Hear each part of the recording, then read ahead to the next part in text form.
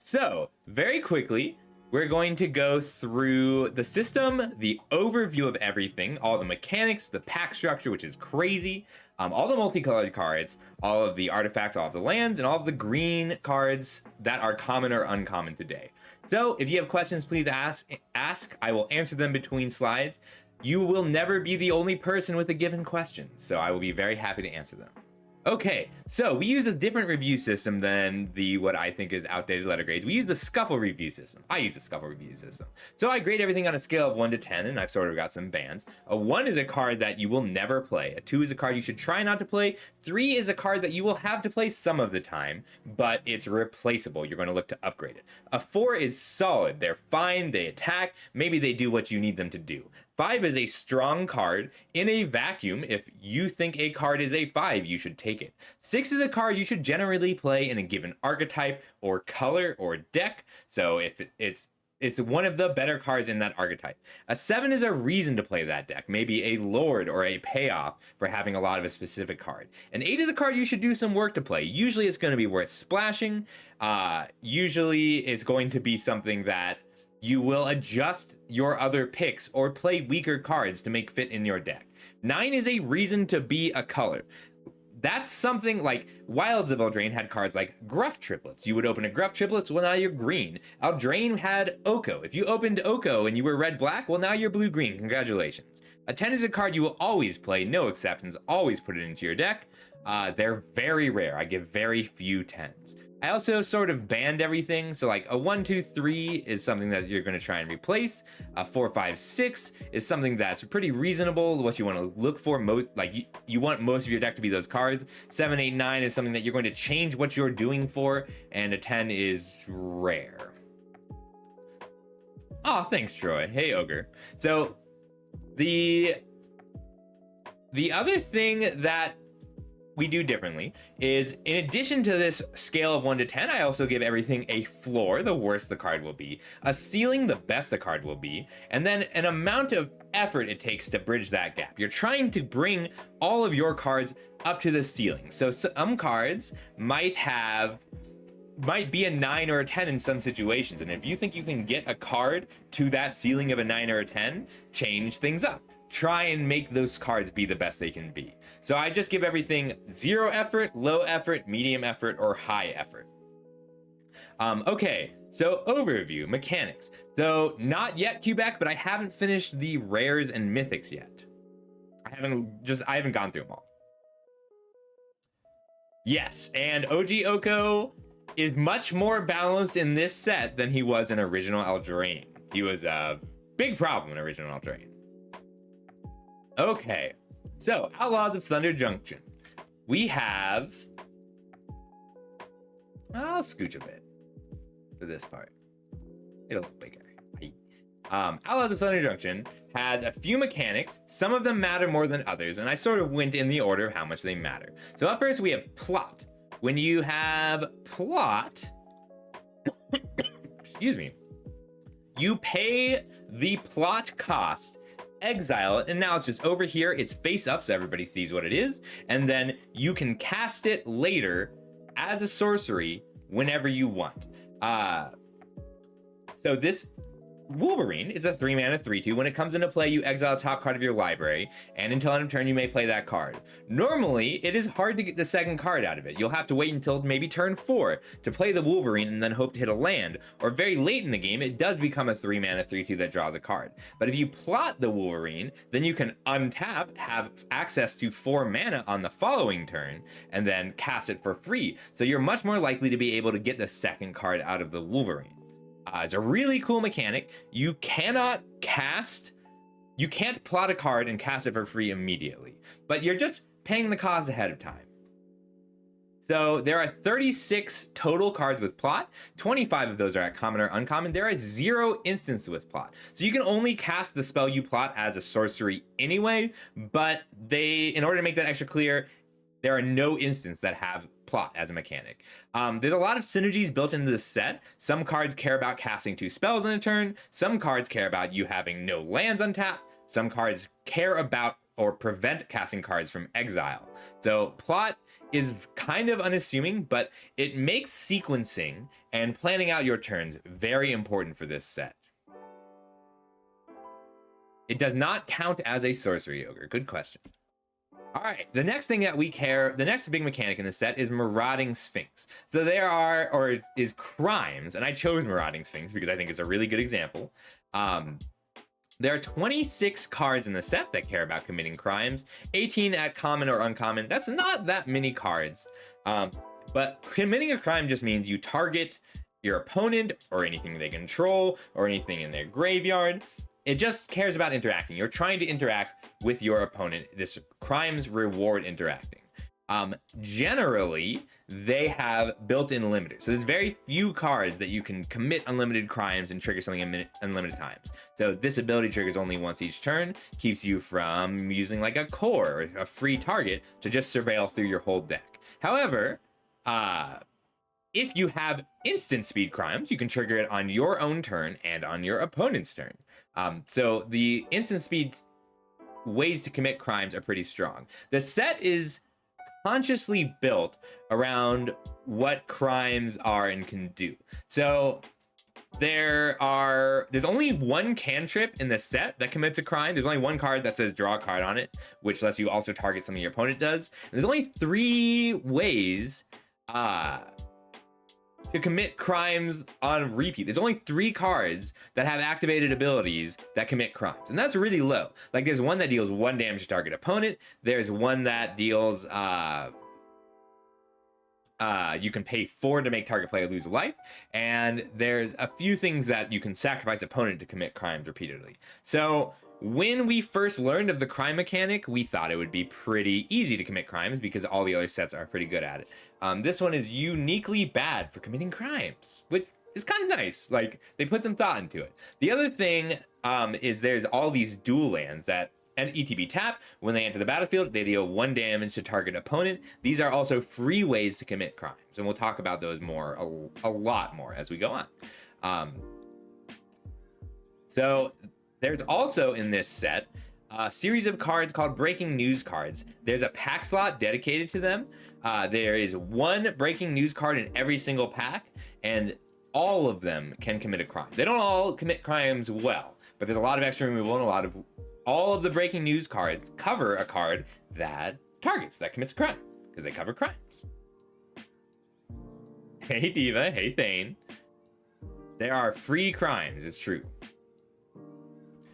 Okay, so the last set of mechanics for the set are all types, including spree. We'll talk about all these. 1 sec. So up first is Outlaws. Outlaws is just a banding mechanic. It's a grouping mechanic. So it means that it makes all assassins, mercenaries, pirates, rogues, and warlocks a little bit better. That's not what I meant. All right, well, whatever. It's just gonna have a red underline and drive me crazy a little bit. So Rakish Crew is a very good example of that. Whenever an ally you control dies, each opponent loses 1 life and you gain 1 life. So it's less of a mechanic and more of a relevant type, but there are a series of cards that make mercenary tokens, which are 1/1 tokens that tap to give another target creature you control +1/+0. It's only creatures you control. You can't commit crimes with them. And there are a lot of outlaws. There are 69 outlaws and then another 14 ways to generate mercenary tokens. Outlaws it feels awkward when you look at it mechanically, but if you just think about it, all of the creature types that you would guess are outlaws are outlaws. It works well from a flavor perspective. Yes, that is nice. There's also mounts. There's 69 outlaws and then mounts. Mounts are like vehicles that are always creatures. So a mount is a creature type. There are cards that care about mounts that cast spells only for mounts. But you can saddle a mount with a creature with that power. So it's saddle 2. That means you tap a creature with 2 power to saddle the mount. The saddle doesn't do anything on its own, but all the creatures that have saddled have an effect. So when Bridled Bighorn attacks, while saddled, you get a 1/1 sheep. That's pretty good. And the creature has vigilance because, like, when you're saddling the Bighorn, it does feel like you are expending a different creature to attack with the Bighorn. It's pretty cool. There's also deserts in this set. That is a returning mechanic. Deserts are a land type that don't do anything by themselves, but cards care about deserts. There are 15 deserts in the set and 10 payoffs for having deserts. So Arid Archway is a nice Karoo. It ends up just being extra lands. We'll talk about that later. There are also all of these dual lands that we mentioned earlier are deserts. There's a 50% chance of every single pack having a desert. So it's easier to get the deserts than other card types, and if you want to do something with deserts, you're going to need your payoffs first. There's also a light treasure sub-theme, usually rares or uncommons, and then there's another mechanic called Spree. Spree is just additional costs. Don't worry too much about it. We're going to talk more about each Spree card separately. There's nothing that unites the Spree cards or ties them together in any way. It's just a new way of giving us modal cards. All right, stats. So thank you, Lion, for helping me get all these stats together. There are 106 creatures at common or uncommon in Outlaws of Thunder Junction. There are 45 removal spells. That is crazy. We have never had that many removal spells in any set before, ever. Kate Metal Bard, thank you so much for the follow. There are 4 sources of artifact and enchantment removal. There's one that locks them down and takes away abilities, but I didn't count that in the 4. There are 16 creatures with flying. There are 7 creatures with reach. There are 18 cards that I would classify as combat tricks, meaning they save a creature that would otherwise win a combat, but don't necessarily kill a creature on their own. There are 7 sources of colorless fixing, and there are 0 unplayable cards. That's another first.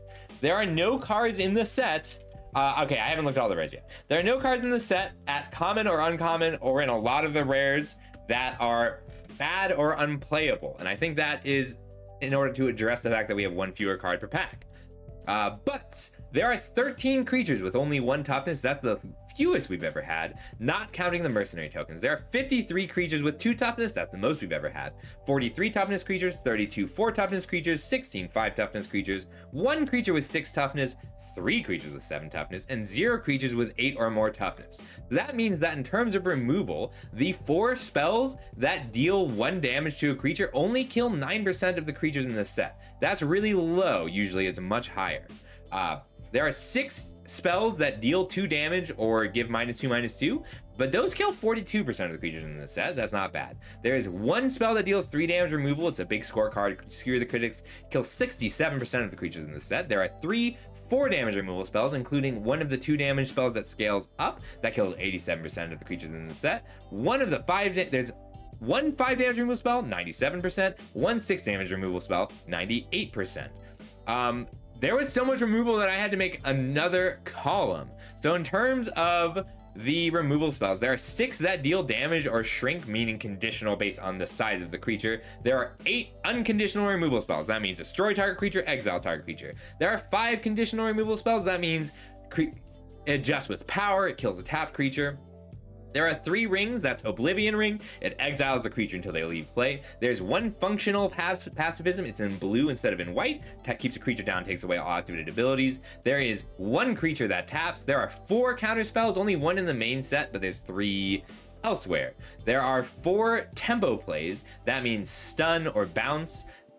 There is 1 card that steals a creature. There is 1 card that tucks a creature, meaning it puts it back into the library. There are 4 creatures that kill creatures, 4 bites, 2 fights, and then 2 sweepers. And this is just at common and uncommon. I didn't go through the rare ones because we had so much to talk about at common and uncommon.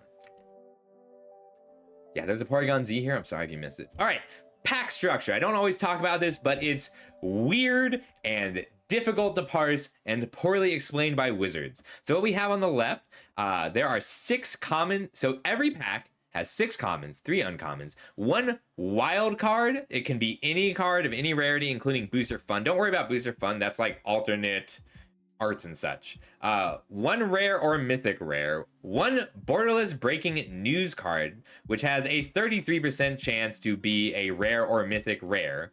1 traditional foil card that can be at any rarity, so it is a wild card but foil, and then a land card that is 50% chance to be a basic land. And then there's a list of cards, the list. They are all mythic rarity, but they are in 1 out of every 5 packs, so much higher rate than MKM. Aw, thanks, Ears. So that's all terribly written. So breaking it down, we have the normal Outlaws of Thunder Junction cards, and they're going to be an average of about 7.8 commons and 4 uncommons per pack. Just assuming that the wild cards are more likely to be common or uncommon. It's actually a little higher. The wild cards are a little bit more likely to be uncommon than normal because there are more uncommons than commons in this set. And it seems to be a random one of any number of cards.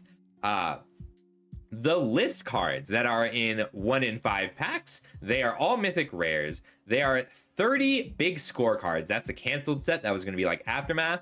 And they're all pretty strong. It's just like an extra rare. And then 10 special guest cards. And that's more what we would think of as the list. They're older reprints. The breaking news cards, that's this one borderless breaking news card. That's the most impactful thing here. Every pack has a breaking news card, and they're mostly removal spells. That means every pack, almost every pack, has a removal spell. I think out of all the uncommons, there's only one. So it's just 2 out of 3 of them are going to be uncommons. Only one isn't a removal spell. There is so much removal in this format. We have a slot for removal in every pack in this format. It's kind of crazy. Like, the packs aren't going to have more rares than MKM, but the packs are going to be much better.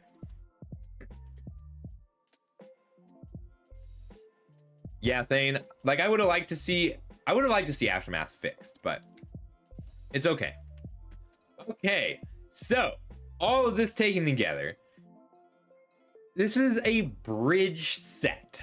So like I usually try and give something defining words, like Eldraine was a puzzle set. You are putting together a puzzle. This is a bridge set. You are trying to bridge specific things. So lassoed by law, ETB, exile non-land permanent, that's removal that commits a crime that makes a mercenary, which is an outlaw.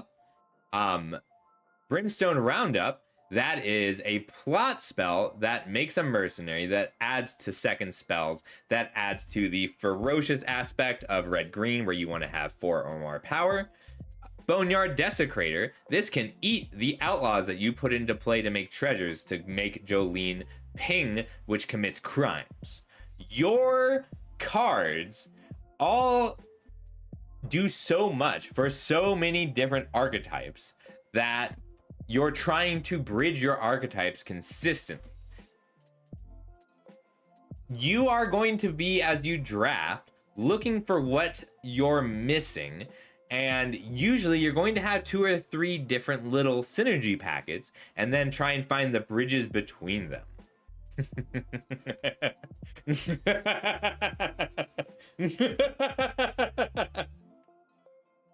I pressed 1 still before I did the laugh, because that's what usually makes the eyes light up on the VTuber model. All right, so it's a bridge set. That means that you care about your mechanical bands. You're trying to pull extra value out of your cards, typing and timing and the token that it makes. You're trying to break your opponent's bridge. In this situation, Brimstone Roundup, Boneyard Desecrator, Jolene, killing out the Boneyard Desecrator means that they can't turn the mercenaries into treasures to ping or commit crimes. Just think about your timing and placement. Your timing matters a lot, and plot lets you build that timing and get the right timing at the right times. All right, so to the set review. Thanks, Troy. I'll do it again. Now you can verify me hydrating. Okay, so blue-white, the archetype. Oh, wait. This one. That looks right. That looks right. Hey, Fina. All right. So, archetypes. We're going to go through all the multicolored cards first. The blue-white archetype is Flash. You do things on your opponent's turn. And up first, we have Gem Lightfoot. Very strong card because a 4-mana 3/3 flying vigilance is good enough on its own. That's a solid body. But you really have to put some effort into playing cards on your opponent's turn. There's limited counter spells, so a lot of what you would normally do on your opponent's turn, like just responding to their spells, is going to be instant speed killing their creatures or playing creatures with flash. So Gem Lightfoot is a solid body on her own. If you get to draw one card with her, you're pretty happy. She's good for bailing you out if you're behind or if you mulligan a lot and just don't have that spell. But that body is a real clock, 4 mana, 3/3. So I gave her a 6 average. The floor of Gem is a 4. That's a 4 mana, 3/3 flying vigilance. And the better you built your deck around Gem Lightfoot, the more work she's going to do for you and the more value she's going to generate. Yes, so plotting is a great idea because you can plot a card. You can play Gem, plot a card turn 5, draw a card, plot a card turn 6, draw a card, and then cast your 2 plotted spells, and you won't get to draw that card. So like the timing matters a lot, and she's going to be really interesting to play with. Oh, it does check for cast from hand, yes. So you can plot a spell, cast in the next turn, and you will still draw a card. And blasting on your opponent's turn is not a crime. All right, up next, Wrangler of the Damned. So she works in a lot of the same ways, a lot of the same decks that Gem Lightfoot does. She is a weaker body by herself, so she has a lower floor. If you can make 1 spirit with her, that's a good rate. If you can make 3 spirits with her, you're probably winning that game. 4 toughness is a lot. It's a good blocker. It is hard to get a full card flashing her in. So it's very difficult to use Wrangler of the Damned to block a 3/1, for instance. There's just not that many creatures with 1 toughness in this set. Otherwise, her floor would be a little bit higher. But she's a very strong card if you build around her and really rewards being in blue-white. Hey, Sims! I played a really good game against Sims last night, or night before, maybe. 2 nights ago. I don't remember. It was fun, though. We were doing that artifact draft. So yeah, I gave her a 4 with a floor of a 3. She's more work than Gem in terms of making the flash deck work, but she's really strong if you can get her going. It's a reason to be blue-white.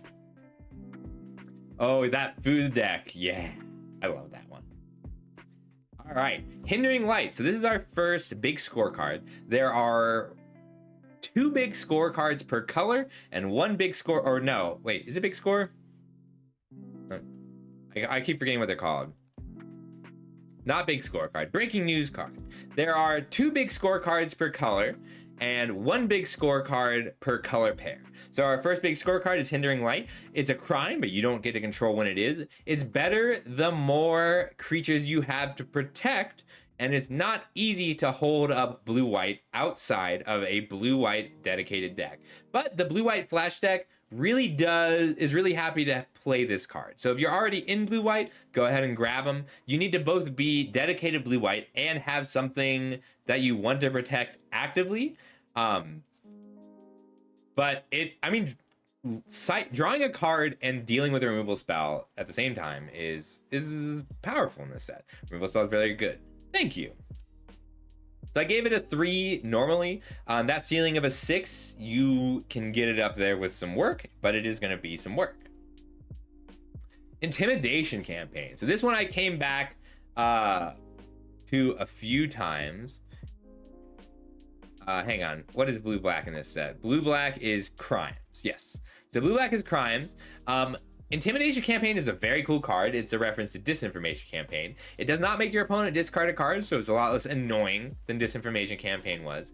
And it's generating a lot of value. You should assume that you can do this multiple times in every deck on the construction of that deck. You don't have to put a ton of effort into committing crimes. If you're just making every removal spell also draw you a card and gain you a life, that's good enough. The reason I only gave it a 5 is that it's a lot of work to build a deck that gets the most out of this card. You can't just splash it.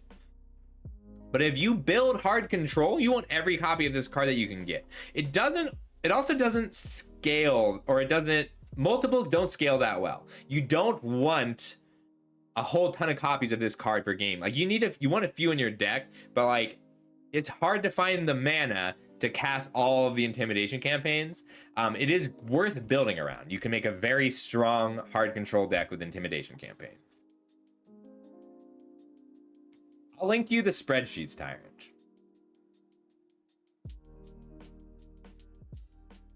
All right, the first card, 6/4/8 medium. Okay. Second card, 4/3/7 high. Third card, 3/2/6 high. Fourth card, 5/3/8 high. And I'll give you oh, I should have mentioned. Oh, thanks for the follow, Dollar. I should mention all of the multicolored cards are much more built. They're very powerful and much more built around it uncommon than we've seen in the past. Like, not that many of them go into every deck or are splash in every deck, but they really reward their archetype. It's great design. All right, Laza, Familiar Stranger. So I gave him a 6/4/4 ceiling of 7, medium effort. But the body is good. A 3-mana 1/4 solid. The first crime makes him into a 3-mana 2/5. That's very good in this format. 5 toughness is a lot. And then if you can get the third crime, then Lazab's gonna do a lot of work. The copying is nice, but it's just gravy. Like, a creature that grows every crime that starts in a 1/4 body is very powerful. We also have a 2-mana 1/1 that grows in every crime. That one, your opponent is a lot more likely to be able to kill it before it gets up to speed. But most of the spells that deal with Lazav effectively are hard to use on Lazav before he attacks. And then just being able to copy things at instant speed. Like, if you have mana up and there's a big creature in the graveyard, it gets really difficult to kill him. So, like, he's worth building around. He does not commit a crime. It looks like he should on the surface, because then you may exile a card from a graveyard. It does not target. That would be awesome, hexproof copy deck. But yeah, he's a good card. This is a good body. Is less work than Intimidation Campaign, so I gave him medium effort with a higher floor but a lower ceiling. Our blue-black card, hey Tyrant, it's you! Tyrant Scorn, just efficient removal, flexible. It's something you always want when you're in blue-black, and something that you don't necessarily go, like, it's hard to splash. It's best on turn 2, but it's a good, efficient removal spell early in the game, and late in the game, you can bounce your own creature or bounce your opponent's creature, so it always kind of does what you want. So I gave it a 5, and it's usually going to play at that ceiling of a 5. Hey Rusty, good to see ya. Have fun. It took me a bit to get into the swing of things, but I like it. All right, at knife point. Okay, this is a real payoff for Outlaws. The mercenaries in this set all say tap, target creature you control gets +1/+0 until end of turn. And I love the design of that. Like, it lets them sort of band together, trade up. You can tap 6 mercenaries to make a 1/1 into a 7/1 and trade with whatever they block with. Well, Night Point says, well, now they just kill it. It changes that +1/+0 into +1/+1. And First Strike is very good. If you play something that, so there is no 2-drop that you can play before at knife point and then commit a crime the turn at knife point comes around.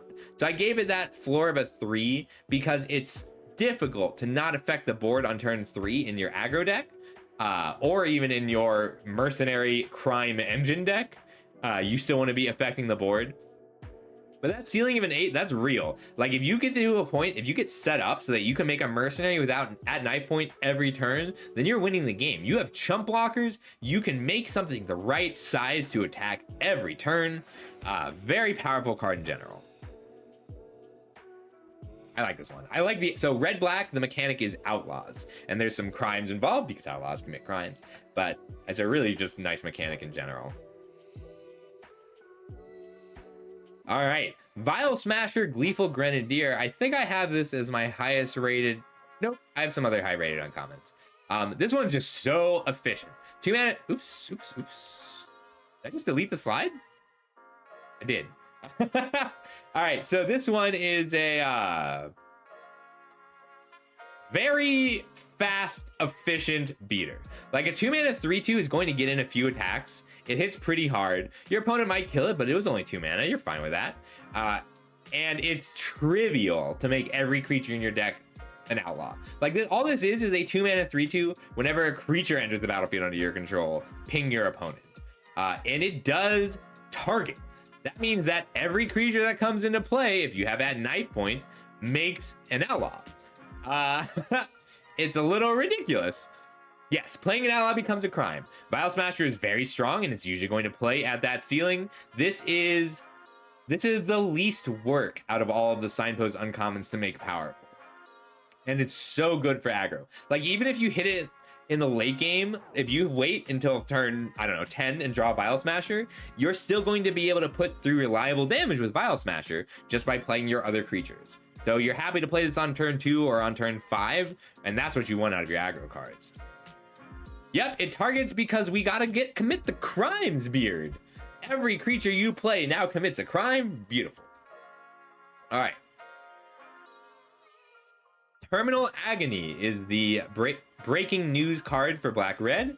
4 mana, destroy a target creature at sorcery speed is pretty good. There's not a lot of ways to enable the madness on this card, but there are 4 at common and uncommon. 2 of them are blue, so there are 2 reliable red ones. One of them is quite good. There's a 2 mana 2/2 ETB Rummage. You can discard a card. That one's very good at Terminal Agony. And then there's a Plot discard, and they're both at common. You really want... So I gave it a 5. That floor of a 4, that's if you're paying 4 mana to destroy a target creature. That's fine. I'm actually going to lower the floor just because removal all has lower pick order, not because so many creatures are 2-for-1s, but because there's so much of it. There is so much removal that you can just pick your removal a little bit later in this set. That ceiling of a 6, that's if you have the madness enablers, and there's a few good ones. It is. I agree, Beard. I mean, like, I bet if they had the I mean, we could argue that Vile Smasher, like, this is Vile Smasher's evolution. Vile Smasher's like, okay, I can blow up people who I want to blow up now.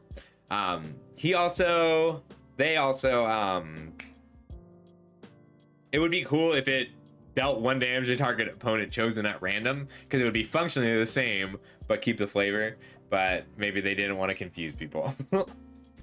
All right, up next we've got red-green. So red-green, the mechanic is ferocious. They care about having creatures with 4 power. And you may have heard me talk about this in the past. One of the great designer searchers once upon a time had a question: what is the best vanilla creature for limited? And the answer is a 4 mana 4/4. This is a 4 mana 4/4 with 4 ridiculous abilities. Like, it's a 4 mana 4/4 with reach and ward 2, and at the beginning of combat on your turn, other creatures you control with power 4 or greater gain trample and haste. So this is a 4 mana 4/4 reach ward 2 that gives the rest of your board trample and haste. I'm like using this to a 7 because I'll splash for this card. Yeah, like, you play this on turn 4, and then on turn 5, whatever you play is trample and haste. And because it doesn't give itself trample. And it's a plant. I didn't even think of that, Ogre. It gets bigger with Insidious Roots. Very cool card, very powerful, worth splashing, good in red-green. It's a reason to be red-green. I don't think it's going to play much higher than that ceiling. I'm just lowering the effort attach. Yeah, all right, I like the swap.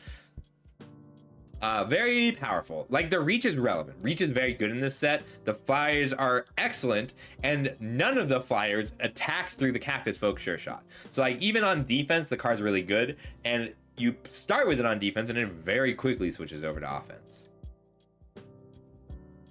All right, the other red-green signpost uncommon, Jolene, Plundering Pugilist. Card's really cool. So I gave it a 6 floor of 4. That's if it's just a 3 mana 4/2 that threatens to make a treasure and ping. Ceiling of an 8. If she is an engine and you can get her going, you're going to win.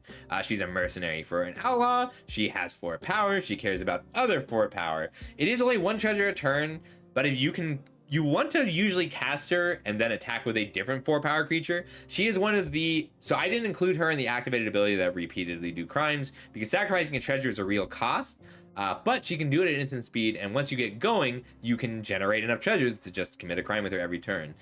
She'd be a little bit stronger. Like, I give her a higher rating than a 6 if she made more treasures, if she had 3 toughness, or if pinging were better. Pinging's just a little bit weak. Usually you're going to kill a mercenary, and that's solid. There's a lot of mercenaries in the set. But ideally you want to get you want to use her ability more than once a turn. So she's good with treasure synergies, and she synergizes with a lot. As I love his art. She just punched this guy out of his boots. Like, just boots left. And she's not mounted. She has a mount, but she got down to punch him straight up. It's a Snorse. Somehow this works as well as a Centaur to me. There is the Sadger, yes. We'll talk about it soon, Dragon Jack. Oh yeah, the Ward 2 is really relevant, Beard. Like, it makes it so that you'll usually get something out of it on the Sure Shot. So our red-green breaking news card, Savage Smash. With the first time we saw this card printed, it was one of the best cards in Gruul. In this set, it's more difficult to deploy a 2-drop that then fights and attacks, but it's not impossible. This would have a higher rating if there was less removal at instant speed. There's a lot of removal at instant speed, so that there's a risk to playing Savage Smash every time, and more creatures that you could reliably fight up. However, if you're on the play, like, this card is powerful enough. It's so much more powerful on the play that I'll usually side it in if I'm on the play, even if it's a splash. And it's solid removal. You just have to think about how you're using it. Like, you can't play this when your opponent has a lot of open mana, because you'll get 2 for 1. Because it's a good card, but it's stopped by strong pump spells and instant speed removal. Now, I gave it a 4, floor of 4, ceiling of 5. It's usually going to play near that 4 as just reasonable 3 mana sorcery speed removal. All right, Congregation Griff. Love this card. So this is our first mount. Green, white. Their archetype that they care about is mounts. I gotta stop. I have so many habits that I do because I'm a VTuber. Usually, like, play with my hair all the time. So I gave it a 6 because a 3 mana 1/4 flying lifelink is a very good body. The 4 toughness means that it's a little easier to suit up, put things onto it. It's a great card in the mounts deck specifically, because the mounts deck is all about stalling out on board and then using the creatures you have to great effect. Whether that's a mercenary to make creatures a little bit bigger, or finding the right set of creatures to saddle up. If you saddle this up, it attacks as a 2/5 lifelink. That's tough to race. Saddle often makes you choose between keeping a creature back on defense or attacking. Because you, like, if you have to tap your attacker, then you're also going to, you also have to tap creatures to feed into it. So 3 power worth of creatures, that's non-trivial. You're really going to have to saddle this with real creatures. But the lifelink means that it's okay if you go shields down and let them crack back. Yeah, pseudo enlist is a good way to think about it, Beard. I like it. The card, yeah, the individual saddle cards are very strong. Saddle 3 is a real cost. That means you have to tap an actual blocker or attacker, something good. There's also not a lot of like 2 mana 3 ones in the set, but attacking as a minimum 2/5 lifelinker means that, and then the ability to just hold it back as a solid blocker is really good. You also, the mount deck wants to clog the board. They want the board to be full of creatures. And Congregation Gift to fly over and not lose the game immediately on the crackback is powerful. Miriam Herd Whisperer. So 2 mana 3/2, good body. She is very good at saddling. She saddles almost everything on her own.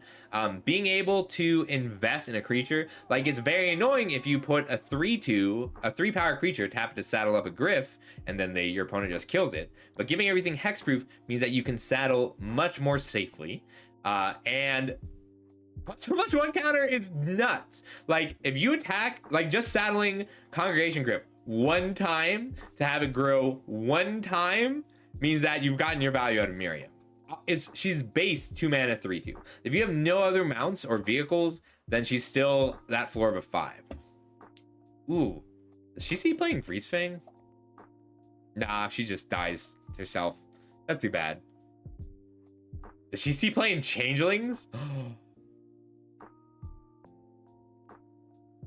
I think I'm running her in $30 vintage Changelings. I just thought of that. Sorry, that's very unrelated to the limited set review. But Rusty will be happy to know that, I think. All right. Up next, Buried in the Garden. This is the most recent reprint. It's just good. Like, it's good removal. The ramp is relevant. You want to try and make the ramp relevant, but that's not hard. It is fragile in that all of the other, like, they kill it, they get their permanent back, but it kills a creature in ramps. And it kills a permanent in ramps. That's good in this set.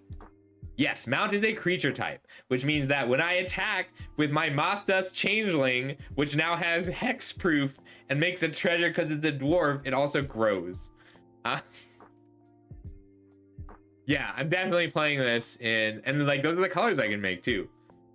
Yeah, okay, awesome. Okay, up next, Baron Bertram Greywater. So black-white in this set is Sacrifice. It's like Aristocrats. So we saw earlier when I talked about mechanics. Here, Rakish Crew, 3 mana. Whenever an ally you control dies, each opponent loses 1 life and you gain 1 life. This one makes it so that every mercenary you make also comes with a vampire lifelink rogue, which is an outlaw. Very powerful. It's a little more work. So the floor of a 5, like the thing is, it doesn't do anything by itself. By itself is a 4 mana 3/4 that lets you sack other things. Still pretty good. So I gave it that floor of a 5. That ceiling of a 9, that's if you have all the token makers and aristocrat effects and blood artist effects. Cards very powerful in the right deck. I'll be first picking it pretty often. And it's going to be worth splashing in a lot of decks. So I did give it a high effort, but like the effort brings it up so high that I ended up giving it a 6. Yes, exactly. You make a treasure in a vampire. You make a food in a vampire. Like, both lines of text are incredibly powerful in this set. Just based on the signpost uncommons, black-white's probably the strongest. Like, this Ruthless Lawbringer, oh good. 3 mana, 3/2, sack a creature, destroy a permanent? So powerful. Yes, exactly, Beard. Because every mercenary comes with a lifelinker. Then they all pour into it. So yeah, I gave it a ceiling of a 7. It's usually going to play at that ceiling of a 7. All you need are spare creatures. It's not hard to make spare creatures in black and white. If you have spare creatures, this card is nuts. It rewards the Raised Deads. There are very powerful ways to blink your creatures in this set and to return them to your hand in this set. So there's so many little engines and powerful things you can do with the Lawbringer. So yeah, I gave it a 7. That's usually where it's going to play up at its ceiling. And it's an assassin. This card's so good. Yes, Claw. Happy to hear it. All right, up next we've got Humiliate. Card is good when you have 1-drops or creatures that you want the counter on. You really do want to be able, like, taking a card out of your opponent's hand is good in this set. It's not always worth taking a turn off, but if you can get I'm raising the ceiling on this one. Because if you can get the full value of taking a card and committing a crime and growing a relevant creature, the card's nuts. But it's difficult to play it early enough that you will guarantee get a hit and still get full value out of it. I need a drink.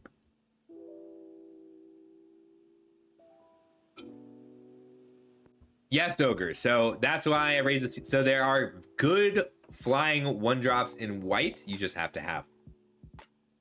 There are weak non-flying 1-drops in black. They tend to want to get eaten. The thing is, most of the things you'd put the counter on in black-white are like mercenaries or just creatures like the Lawbringer. Like, you're getting little bits of value out of it. So the counter is hard to make it's hard to make the counter worth more than 1 counter. Hey, Night Dark. Good to see ya. Good day. Oh, I just realized I have all my stuff back. So much stuff. Packs. I have too many packs. I gotta start giving away packs.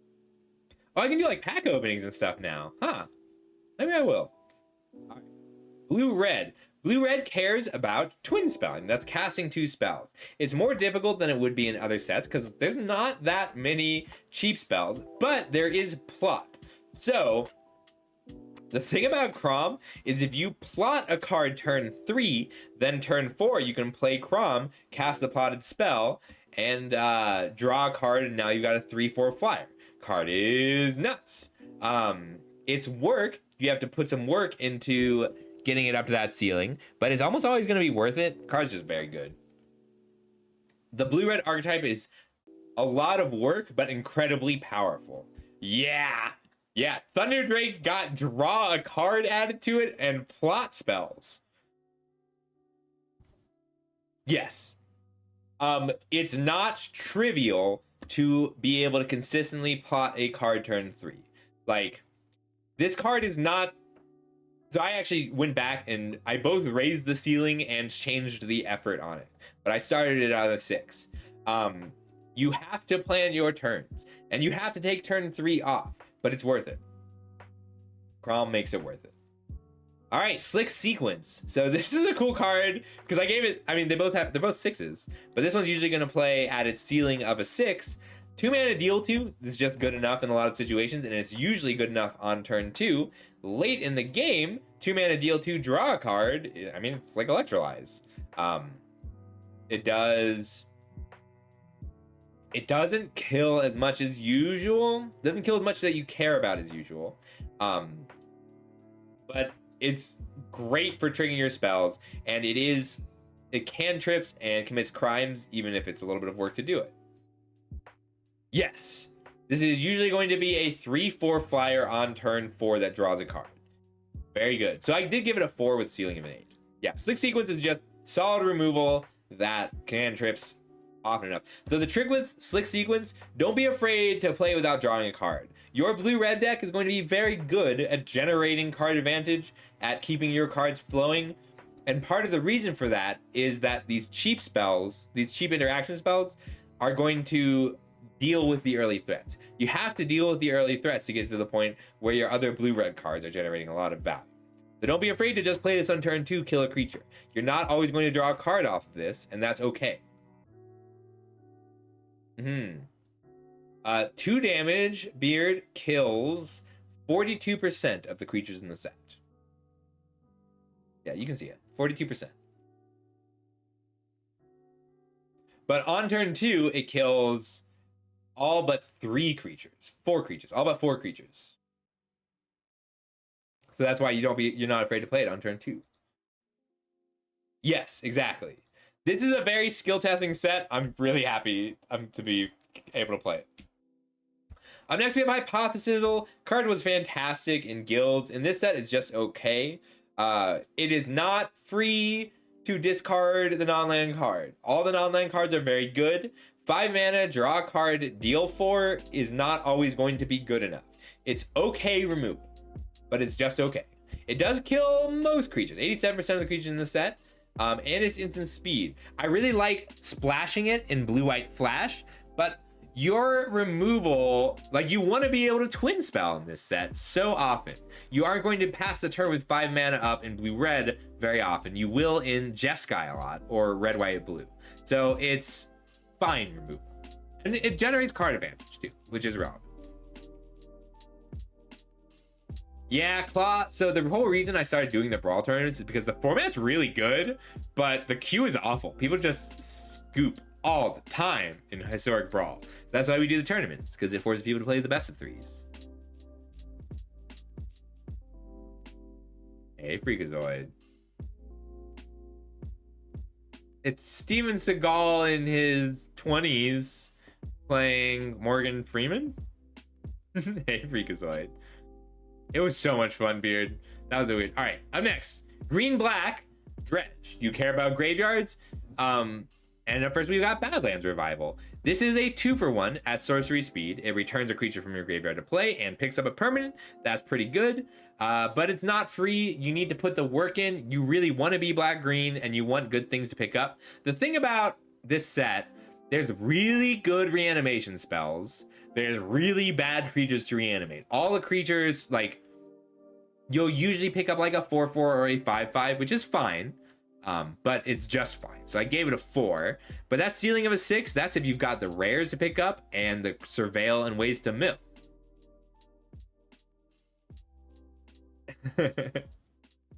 I like this card, but it is a build around. It's less free than some of the others. Unlike Honest Rustine? What the heck? Gravedigger's so good now. Gravedigger, like, you would play a 3-mana 3/2 that said creature spells you cast cost 1 less to cast. You would play a 3-mana 3/2 that returns a creature from your graveyard to hand. Being legendary is just gravy. You get to play the Rutstein. You get to play the Rutstein, and then play another Rutstein, return a creature, let the legend rule, kill the Rutstein, and then play another Rutstein and pick up the first Rutstein. 2 copies of this card loop. So you get to play a 3/2, attack into something or block, maybe use your mercenaries to make it a big attacker so your opponent has to trade with it, and then play the Rutstein, pick up the Rutstein, and then attack, do it again, play the Rutstein, pick up the Rutstein. There's also very good creatures to pick up.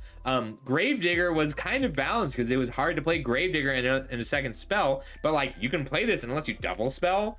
Even if you are in top deck mode, you can play this and pick up your Ruthless Lawbringer and kill something. You can play this, pick up your Ruthless Lawbringer, sacrifice the Rutstein to kill something, play the Rutstein, pick up the Rutstein, attack with the Ruthless Lawbringer, make the Ruthless Lawbringer die, then Rutstein back to Ruthless Lawbringer. Card's so good. I'll splash this in mini decks. It's almost always going to play near that ceiling of a 7. You just need some creatures to pick up with it. Green Black is very good at putting creatures in the graveyard.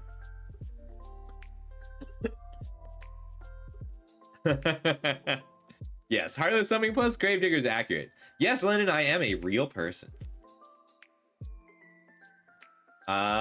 Ish. All right.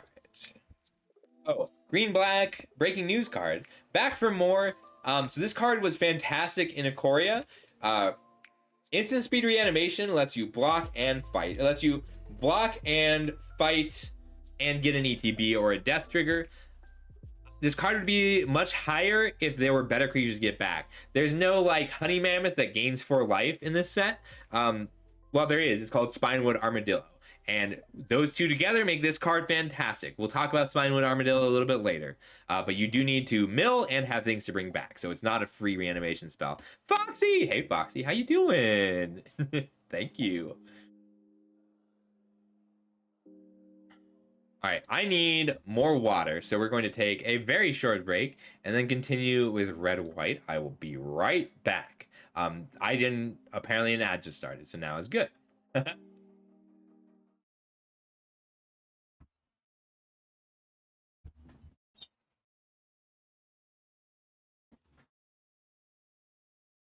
Yeah, Beard, there is one card with pseudocycling, so we'll talk about it.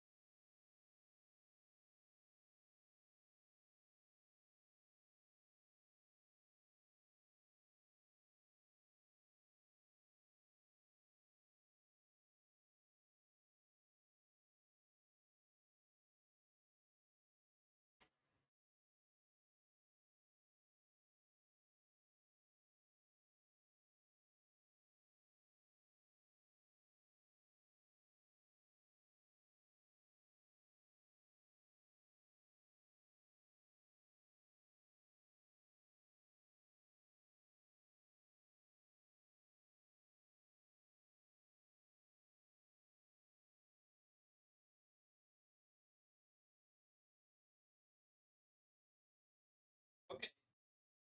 Want to shoot your bone more? Okay.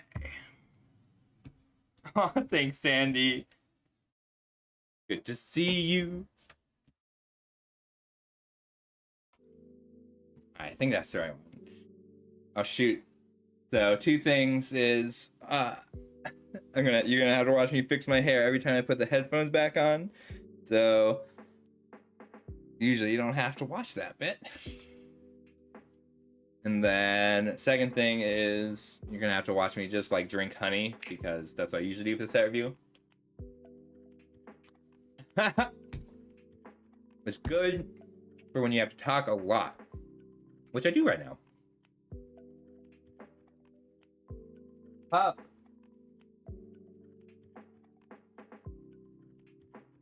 He's like putting way too much effort into that bone. Could have hidden my laundry basket. That didn't occur to me until just now. All right. Up next, we're on red white. Aw, thanks, Foxy. I do love a sip. Also you. All right, red white. Aw, thanks, Night Dark. I missed a root up here, but I kind of like it because it turned kind of orangey. Scuffle. All right, look. Scuffle is an Adam cosplayer. Okay? Adam came first, and I built Scuffle on my personality.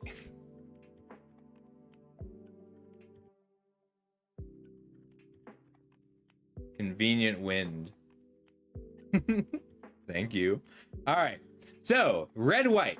Red white is tokens. Go wide tokens. The tokens are awesome in this set. So, Eartha Joe, very cool. So I gave her a 6. She's usually going to play at that floor of a 6.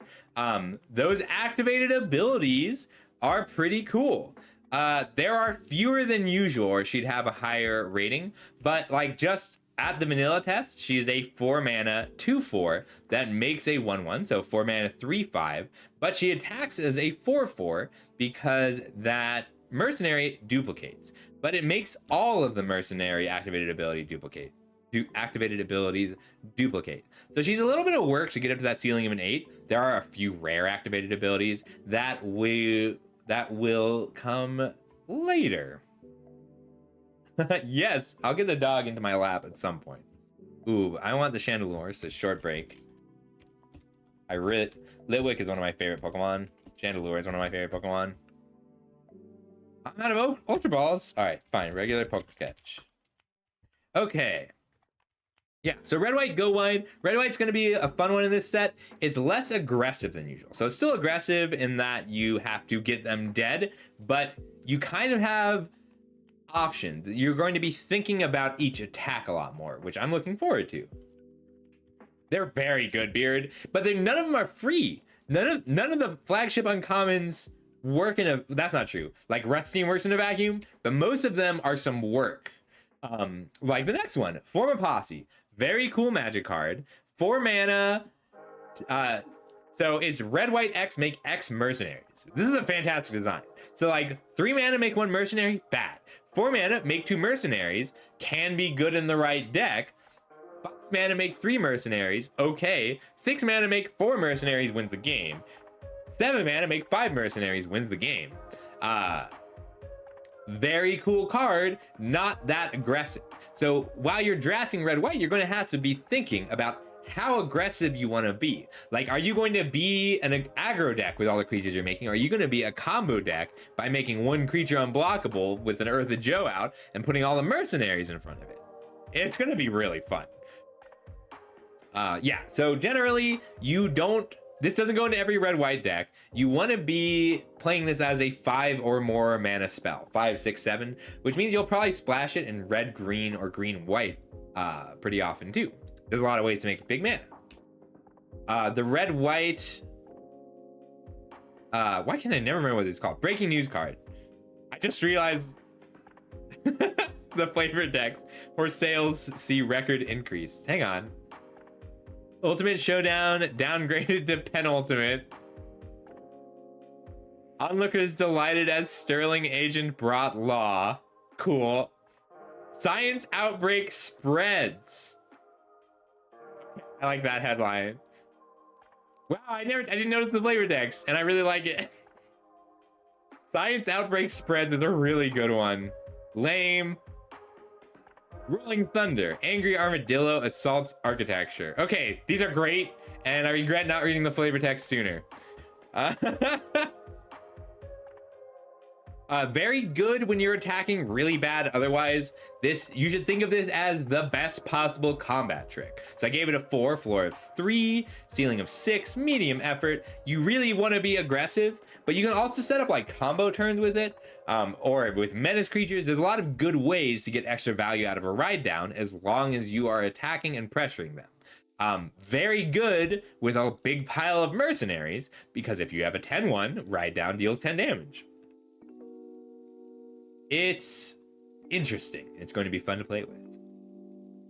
Doc Orlock, Grizzled Genius. What a name. He's a bear druid. Okay, so blue-green is a little bit odd in this set. I like that they are experimenting with blue-green's identity for things. So it's kind of a plot ramp deck, but you have to decide where you're plotting and where you're ramping. And what that means is it's a large creature tempo archetype. It's going to be, you have to figure out your timing on things in a lot of the situations, and that's not going to be easy, but it's going to be very interesting.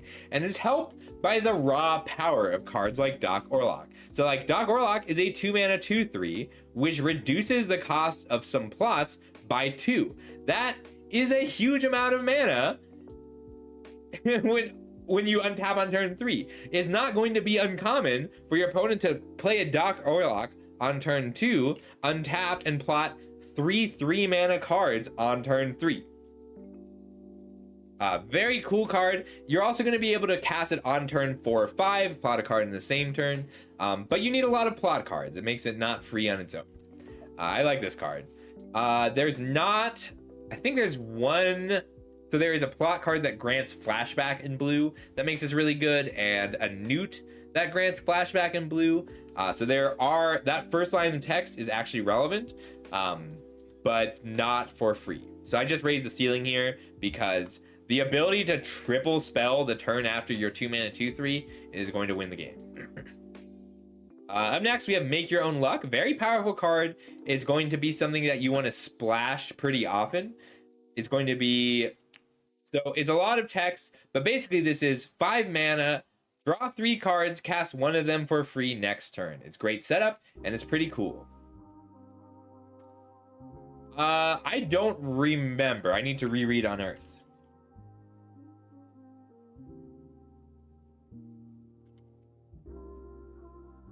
No, Unearth is an activated ability, not a casting cost, but there are Unearth style texts. There are Unearth style cards that will count. It does have to be a spell you cast. So it works for Flashback, Disturb, Aftermath. There's a lot of niche cases. Yes, it does work with Escape. Yeah, Make Your Own Luck, just good. Like, 5 mana, draw 3 is good. It's a bit of an investment. So it does, being able to plot one of the cards does make the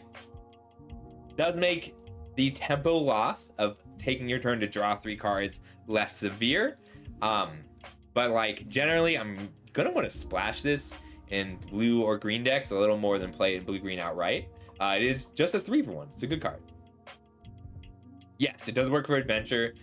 Doc might see play in a lot of places. Bad Mara, thanks so much for the follow. Really appreciate that. Sorry you don't get the emote explosion. We are doing set review stuff, but I promise I will turn that back on for all of the other stuff we do today. All right, our breaking news card. Sorry, I just read the flavor text for the first time. Bear dismayed to discover food chain keeps going.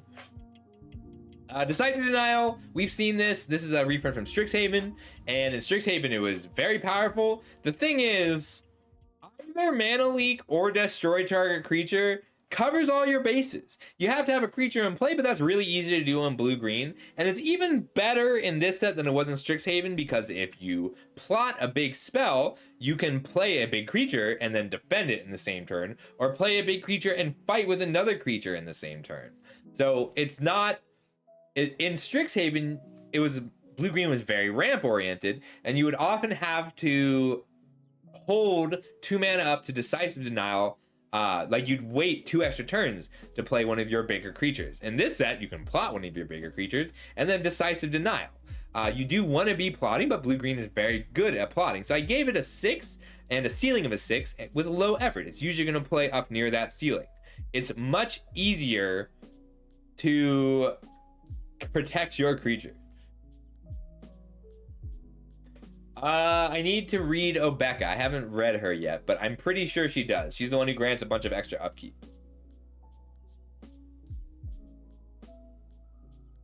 Yes, that is both true. Like, if your draw spell is reliant on you not having 3 lands on top of your library, that's fine. Like, that you weren't winning that game anyway. So this is our last multicolored card. We're going to move on to artifacts, which means I'm going to have a little bit of honey and a little bit of water. Meanwhile,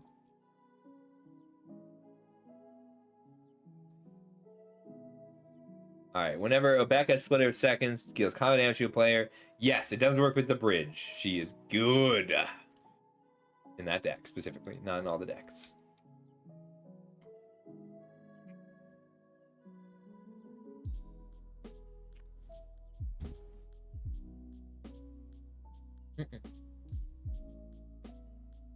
If you ever need to talk for like 4 hours uninterrupted, he's very good for that.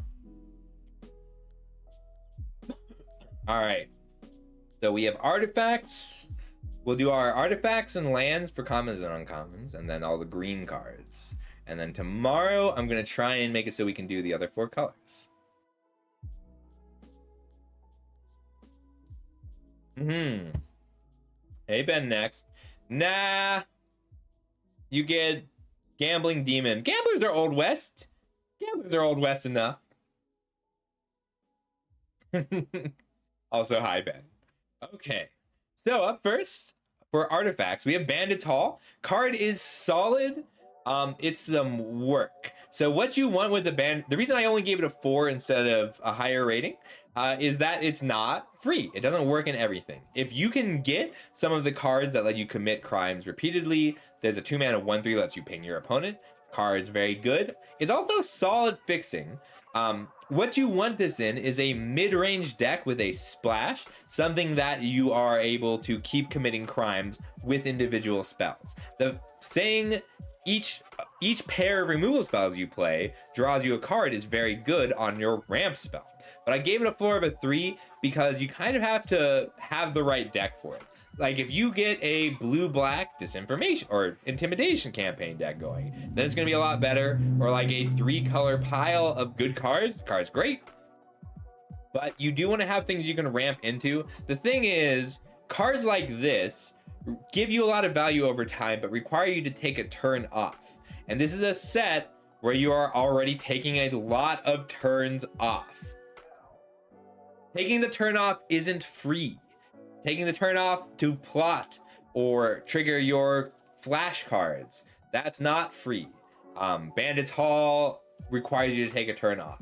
So like, it is fixing. You might need fixing in your 3-color deck. There's some good cards to splash, and it is card advantage over time, but it's not free. So you got to think about that cost you're paying. It's kind of interesting, Beard. Like, the thing is, most of the aggressive decks are great at closing the game out over time. Like, we've seen a few of the cards for it. The black aggressive decks get to use Rakish Crew to close out a game. The red decks have some pingers, and there are lands that deal damage. So, like, you don't necessarily need to be fast, but you need to be on board. Okay, up next, we've got Boombox.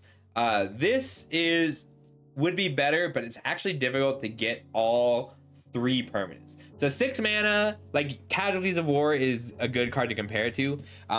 It's not easy for your opponent to kill this out from under you. But 6 mana, destroy an artifact, a creature, and a land is pretty good. You just have to have artifacts to kill. So like, I think it's a good sideboard card. It's good in slower games, but I'm not going to play it all the time. And it rewards ramping. There's some very good ramp spells, but no, it's not free. Kapow. All right, Gold Pan. This is good when you need the treasures. It's good in general. Like 2 mana to make a treasure, a little bit of ramp is nice, and 1 mana to equip to get +1/+1 is nice. I'm gonna go ahead and lower the floor to a 3, but I like this card. I'll play it in most creature decks. It's fixing. You want there's limited fixing, and you do want the fixing from this card. I like it. Equipment is solid. There's also a lot of reasons to throw equipment around. Like if you have a creature with saddle 2, you get to equip this to a creature saddle, then throw it onto the other creature. There's also a lot of cards that care about power. So it lets you, that's right. So it lets you double spell as well. So like this is going to be the worst enabler for a lot of different archetypes and powerful synergies, but you need the enabler, so it'll be fine. All right, Lava Spur Boots. Weak equipment, doesn't do what you want. It is cheap. If it gave +1/+1, I'd be all over this card. Ward 1 is not irrelevant, but you need a lot, like it's good to stack with other ward creatures. You need a lot of reasons to grow your creatures. It still has the same advantage as Gold Pan in terms of you can toss it around to saddle. So I actually do like it in a mount deck. Oh, Spurs, I get it. I do like it in the mount deck, but otherwise it's going to be the weaker version of a lot of different cards. The haste is relevant, but not that powerful, because the most aggressive decks are going to have different ways to get the kill. Luxurious Locomotive. It's a cool card. It's a Black Dove. Hey, Black Dove is over on the Slivers Discord. He plays some of my favorite modern decks ever. He's also designed some of my favorite modern decks ever. Good to see you. Thanks for the follow. All right, so up next we have Luxurious Locomotive. It's a 5 mana 6/5. The crew is trivial.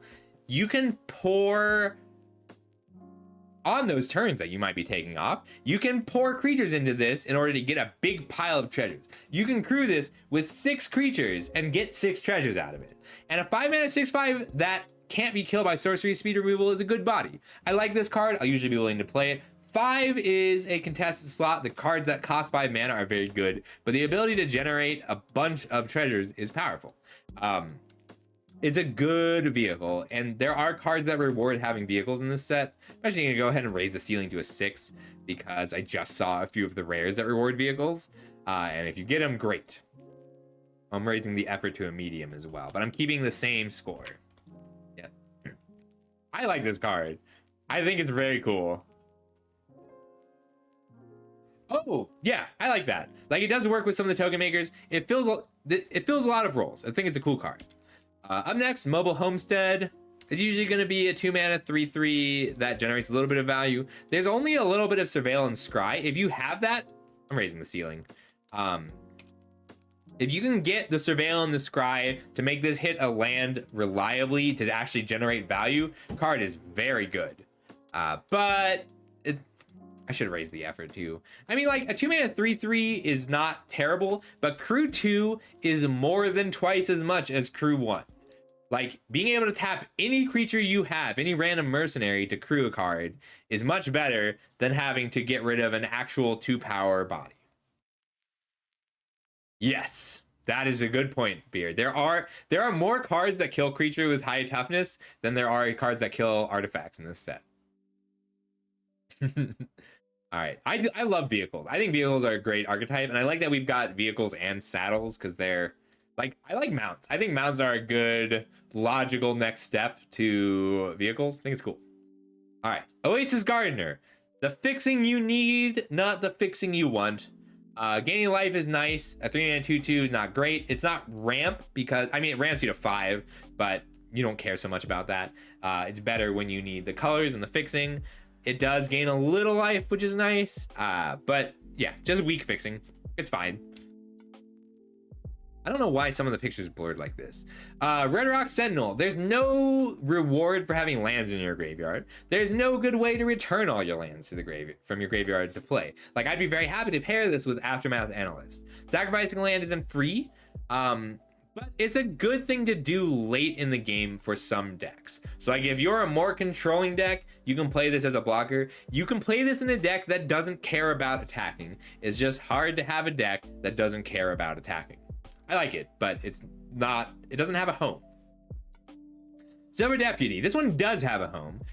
There is no, so like green does the most with deserts, but everybody has a little bit of a payoff for desert. Deserts aren't bound to any one color. If you are a desert deck, if you have a lot of deserts or cards that need deserts, play the Deputy. Card's solid. If you don't have deserts, don't bother.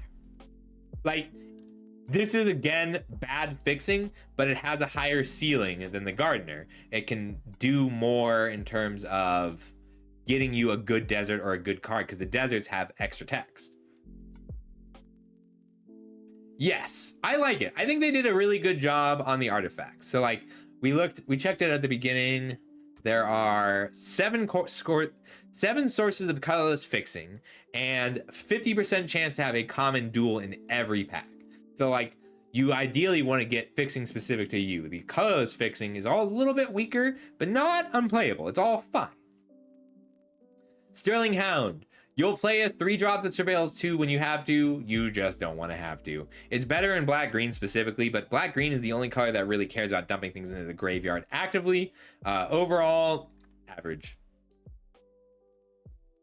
Yes, so that's a very good point. So Silver Deputy can pick up a crime. You can go get a dual desert that commits a crime with it.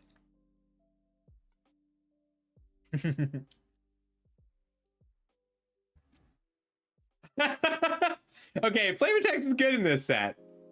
I didn't read it all. Usually that's my previous thing, because I spend all the time reading all the flavor text on every card. I mean, it's still like, it's a filler 3-drop.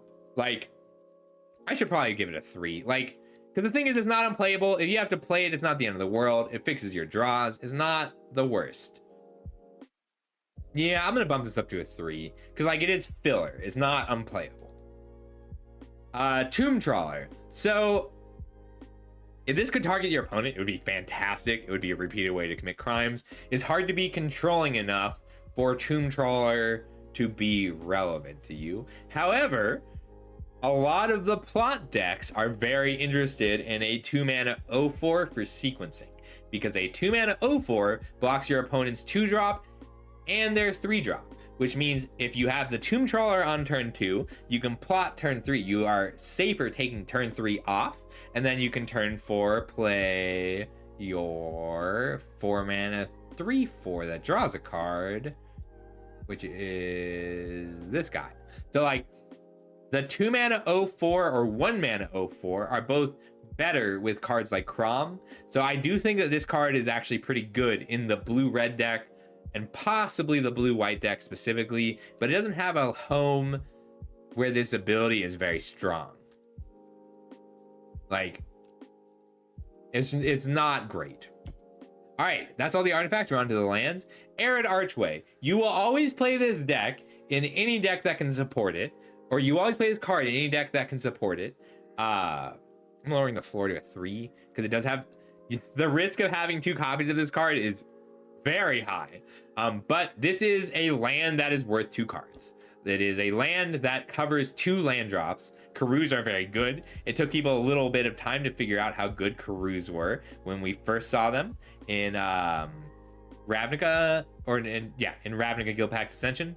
But they were very good in that set. They're still very good. The difference is that this is only colorless mana. So the Surveil is nice. It's not crazy relevant, but it's nice. It's tough to actually return deserts, because most of the deserts come into play tapped, which means that you have 3 tapped lands. But usually, even if you have a lot of other deserts, you're still going to want to pick up a basic land with the Arid Archway. It also has diminishing returns. You can't have too many of them, but I will always take the first copy of this card pretty high.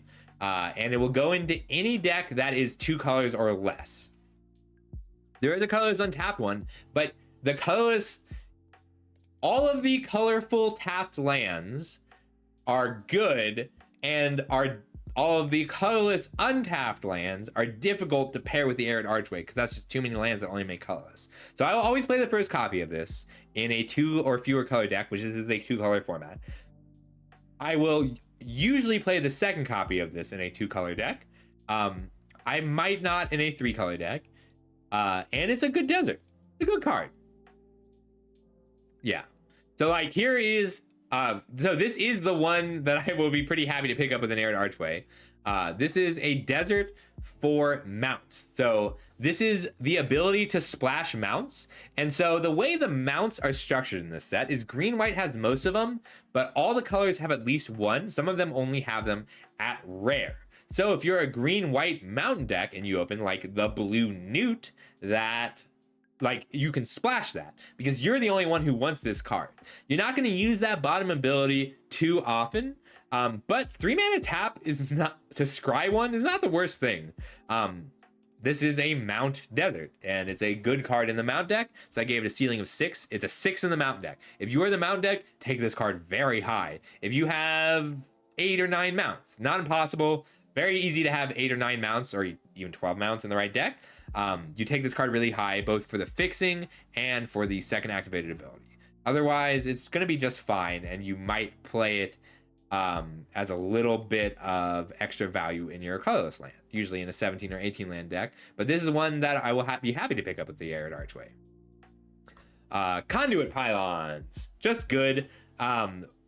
Colorless land that surveils is good. Colorless land that surveils and fixes is better. Has diminishing returns. You can't play too many copies of this card, but it's a desert too, which is relevant typing. I will always play the first one, even in a deck with 3 colors. I will often play the second or third one because I love lands that generate value. This is the second best one to pick up with Arid Archway. I'm sorry, Tyrant. I told you that was probably not what would happen, and then immediately found 2 great examples. Yeah, low effort. Usually you're gonna be happy to play it, and it doesn't come into play tapped, so it's untapped for all of your more aggressive decks. Mirage Mesa comes into play tapped, fixes your mana, low effort, no effort. First no effort card, just good. I'll play it in a 2-color deck. I'll play it in a desert deck. I will take it high to fix. Great card. Sandstorm Verge, great in a 2-color aggressive deck, weak elsewhere. Great in a desert deck. Oop. Yeah, just fine. Okay, up next, all of the multicolored lands. I would like to revisit all of them. So I gave them a 5. I think that they're all good for different reasons. I actually think the blue-white one is a little bit weaker, but it's degrees. They're all gonna be 5s. I will always, there's not a lot that I will take over one of these dual deserts if I'm in both of those colors. I will take these cards if I'm only in one of the colors. So if I'm in blue or white, I'll still play the Arroyo. Generally, yes, the lands themselves commit the crimes. So generally speaking, the ones where you want to commit crimes for, so like the blue-black one, I think is probably the best one because it's a free way to commit a crime that also fixes your mana. But like usually these cards would be a little weaker in like a red-white deck. But the fact that it deals 1 damage makes it worth it. So it ends up evening out across all the colors. I think blue-red and blue-white are going to be the weakest ones because your sequencing is so important in those. And you care a little less about crimes in those colors, but they're always going to be good. I will take them for 1 color. I'm going to revisit them and give all of them slightly different scores. They're probably all going to be 5s or 6s, but the floors and ceilings are going to be adjusted a little bit. I want to finish all the colors, and we will talk about all the lands again after I finish all the colors, because we'll have some more examples. Oh, that's a good point. Hey, would this have been better or worse if it was target player gains 1 life instead? I think that would be cool, because then you would target yourself most of the time, but you could target your opponent to gain 1 life if you wanted to commit a crime. It'd probably be too good if it were gain 1 life on a desert. This is cool though. Like, an island desert is cool to me. river through a plains. It's a desert. All right, I need more water and maybe a cup of tea, and then we will do all the green cards. And then we should finish just in time for Jackbox. I might do a little bit of drafting just to chat with people, and then we'll do Jackbox. I will be right back.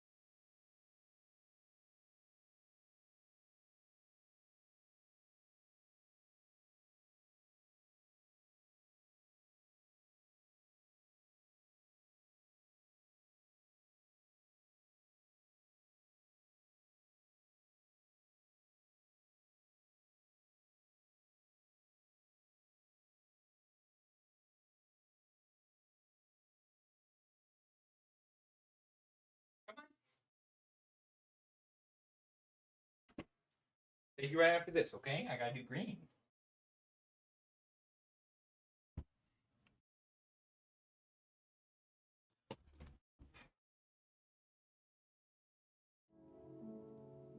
Oh wait, this one. Hi. Oh, come here. You want to meet everyone? Come here. All the way. Come on. Come on.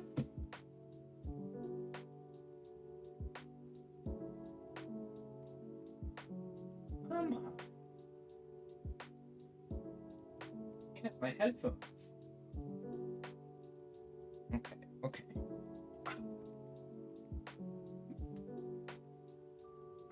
Don't tell your ups. I'm sorry. You can sit up here with me. I stream now. Sorry, buddy. I talk to my dog a lot. He's a good boy.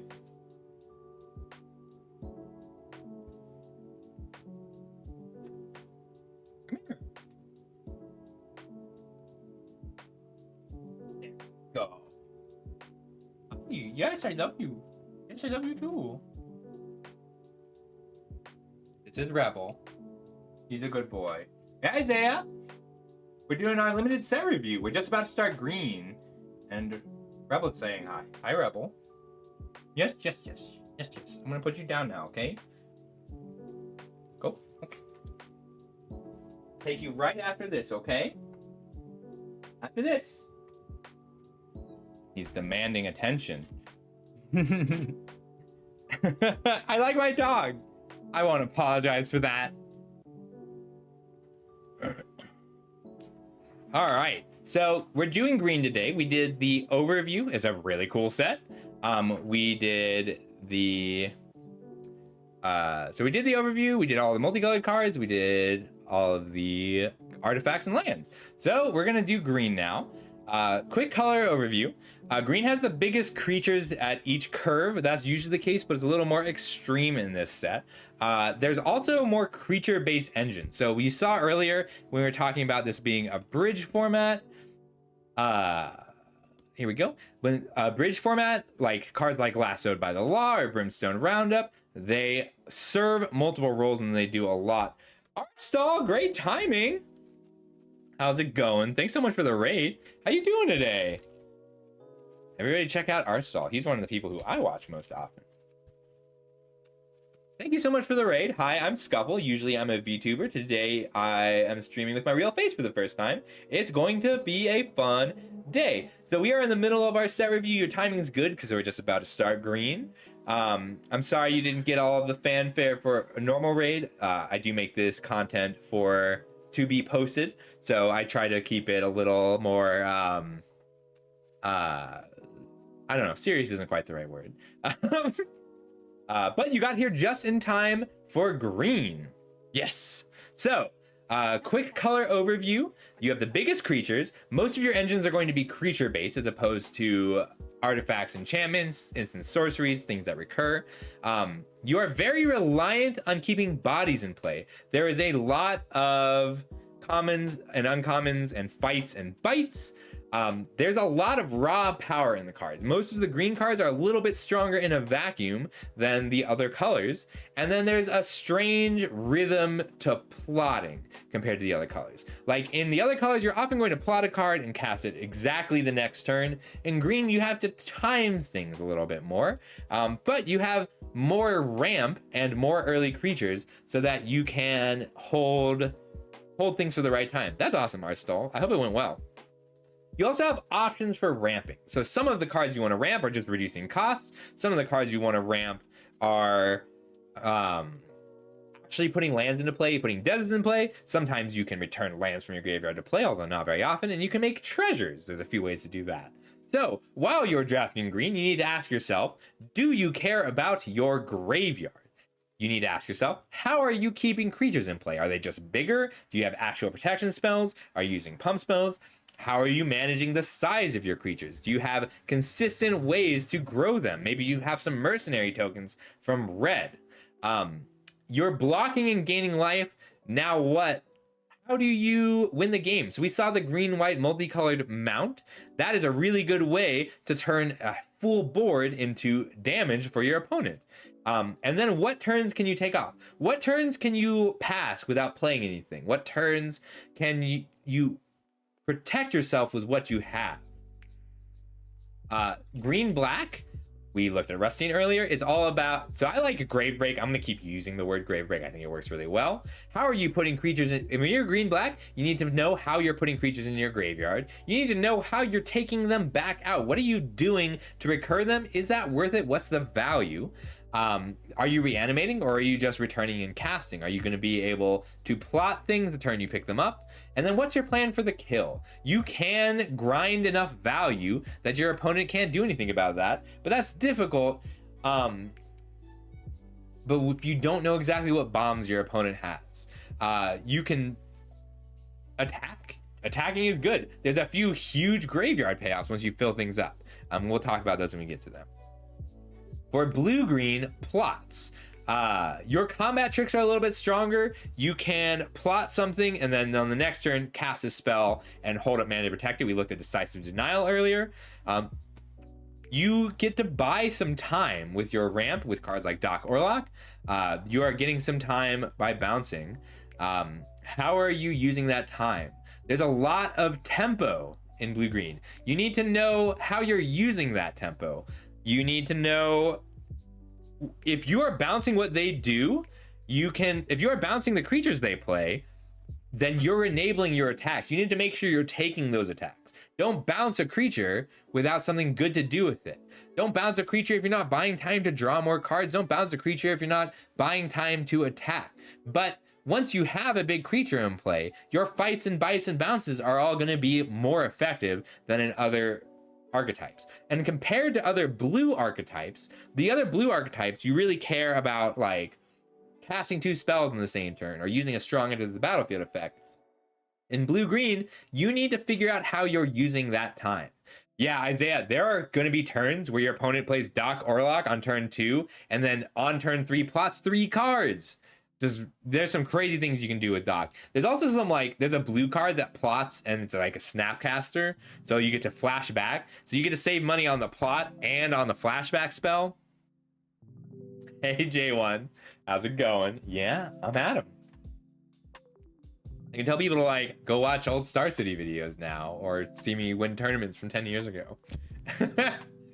All right, green white mounts. You gotta, when you're doing green white mounts, yeah, I like jars. They're sturdy. They hold a lot of liquid. You can use them as measuring cups when you need to. They're useful. Secrets revealed now that I'm using a camera. Okay, so green white mounts. You got to protect your board in green white. That doesn't necessarily mean keep each individual creature alive, but it means know how you're going to put creatures out. Maybe you can leave a creature plotted for later. Just leave it there and make sure that you always have something in play. You need to think about your sizing and sequencing because like saddle 3, that's a cost. It's a real cost that you are paying in order to get Congregation Gifts saddled. But if you are doing it, then you're gaining that life. Your opponent's not going to be able to race a Congregation Griff if it's attacking. So you need to try and get the right creatures into play at the right time and pay attention to their sizes.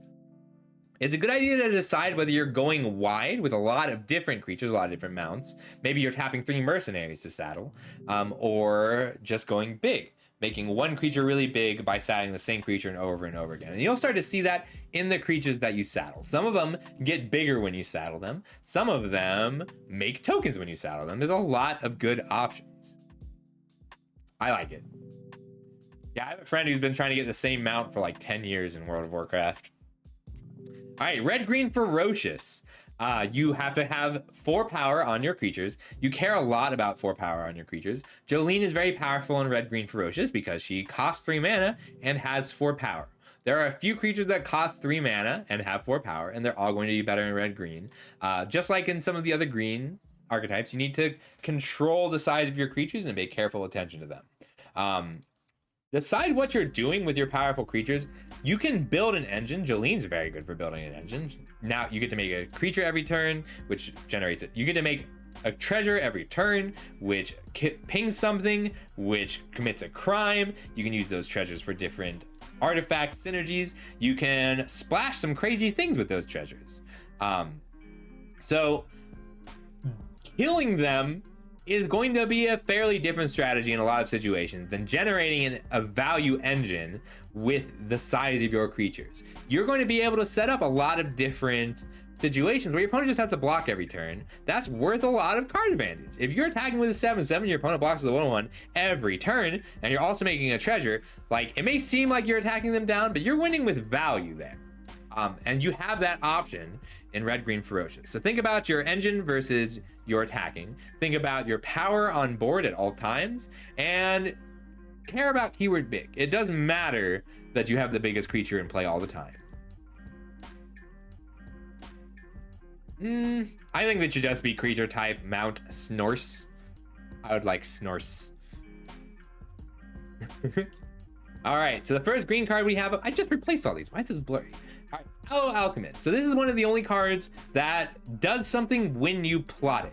So you can play this as a 2 mana 3/2 trample. That's pretty good. 2 mana 3/2 trample. That's a fine magic card. You'll play that most of the time.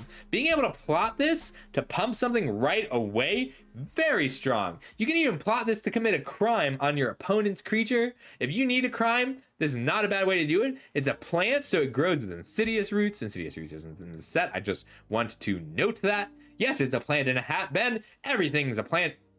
Everything's in a hat. This one just happens to be a plant. It's also an outlaw, which is relevant. Like Warlock is an outlaw type. Card's very good.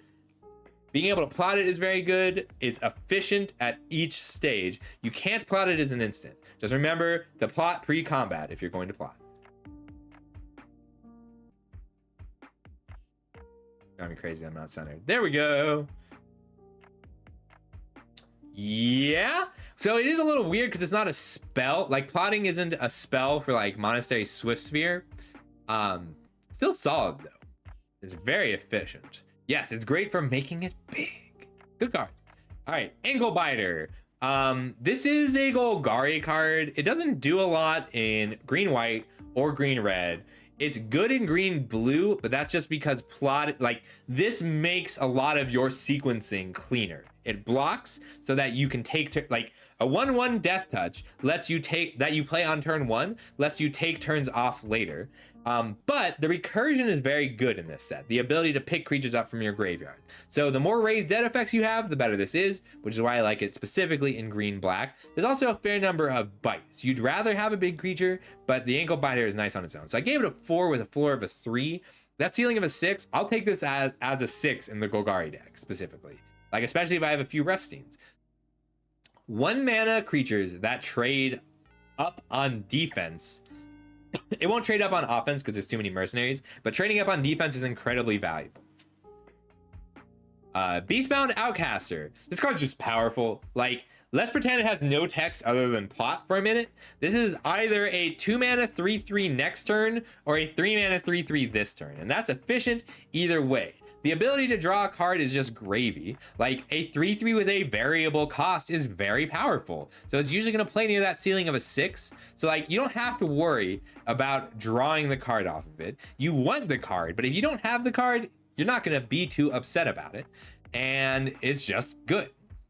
Both, like, this is good as a 3/3 with plot 2 and 3 mana casting cost. And this is good as a cantrip creature. Like, if this is a 3 mana 3/3 that draws you a card, you're gonna win the game. It's so good.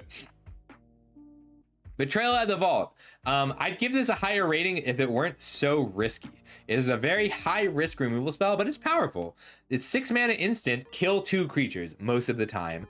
But if your opponent kills your creature, you just spent 6 mana for nothing. So you have to be very careful when you play it. Gave it a ceiling of a 6. If it's 6 mana, kill 2 creatures, it's great. If it's do nothing, it's bad.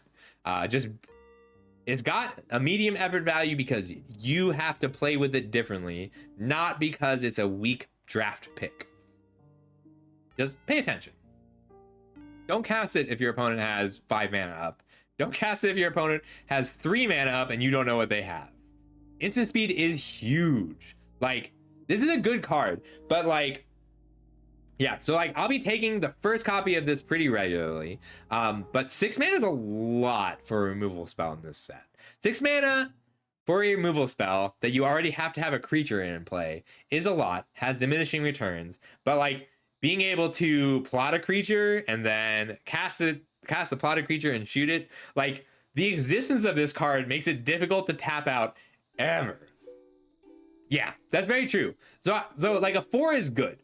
So yeah, Isaiah, with my system, a 4 is a card that I will play, and a 6 is a card I'll take pretty high. Usually I will value the first copy of this card as a 6. It's still only 1 crime, but that's okay. Like, most cards don't care. There's very few cards that care about you committing 2 crimes at once. Like, that let you commit 2 crimes in the same turn. But yes, I do think this card's fine. It's just you have other things you want to be doing with 6 mana in green. But I'll still almost always play the first copy in any green deck. Just not the second or the third. So I won't pick it that highly. 6 is contested. There's good 6 mana spell. All right, Bristleback Sentry. So 2 mana 3/3. With Defender is solid. If it grew itself, it would be better. This is a Gruul card. I'm going to be treating it as a 5 if I'm Gruul. Like, Gruul is very good at attacking with this on turn 3. If you can't attack with this on turn 3, then it's inherently defensive, and you need to treat it as such. So if your green deck is Gruul, play the card. If your green deck has a lot of incidental 4-power creatures, play the card. If your green deck is defensive, play the card. But it's actually not easy for your green deck to do all of those things in this format. There's a lot of rares that enable it, and there's a lot of uncommons that enable it. So don't rule it out, because sometimes it's going to be really good. But it's so bad for everybody else that if you're trying to choose between a Bristleback Sentry and a 4-drop, you're just going to try and table it instead. Wait for it to come back around. Yeah, I kind of feel like, is that a side effect of the Omen Tree, of the Omen Paths? Are we going to start seeing lots more plants? I'd like that if we did. All right. Tarantula, very cool card. We have another plant here. This card is good at 5 mana. It's below average at 6 mana, so you need a certain number of deserts. It's not hard to have a desert on turn 5 if you need a desert on turn 5. It's just solid. Like, this is a replaceable top end, but it's solid. Like, you have good options for top ends in this format, or I'd give it a higher rating. But like, you're not upset about a 5 mana 6/5 that draws a card a reasonable amount of the time. Your opponent's usually gonna have to spend a removal spell on this. The fact it only has 5 toughness means that there's a fair number of creatures that can trade with it without them having to spend a spell. But the reach is nice. Reach is a very relevant mechanic in this set. Ooh, our first big news card. Why can't I ever remember what these are called? Our first breaking news card. Crackshot snipes first prize in the Omen Port's Thunder Trial. Exactly. Yeah, it's not that this card is weak, it's that this card has replacements. So clear shot. This is a 3 mana removal spell that is not that hard to get extra value out of. You will often get 2 creatures. So like, we see +2/+0 in bite, and that ends up being fine at sorcery speed, but 3 mana instant speed +1/+1 and bite is very powerful. This is not the first time this card's been printed. It's been great every time. It is a little weaker, but you will often get 2 cards worth of value out of this, especially if you attack. If you have a 5/5 and they have a 5/5, well, now you have a 6/6 that kills a different creature. You get to kill 2 creatures.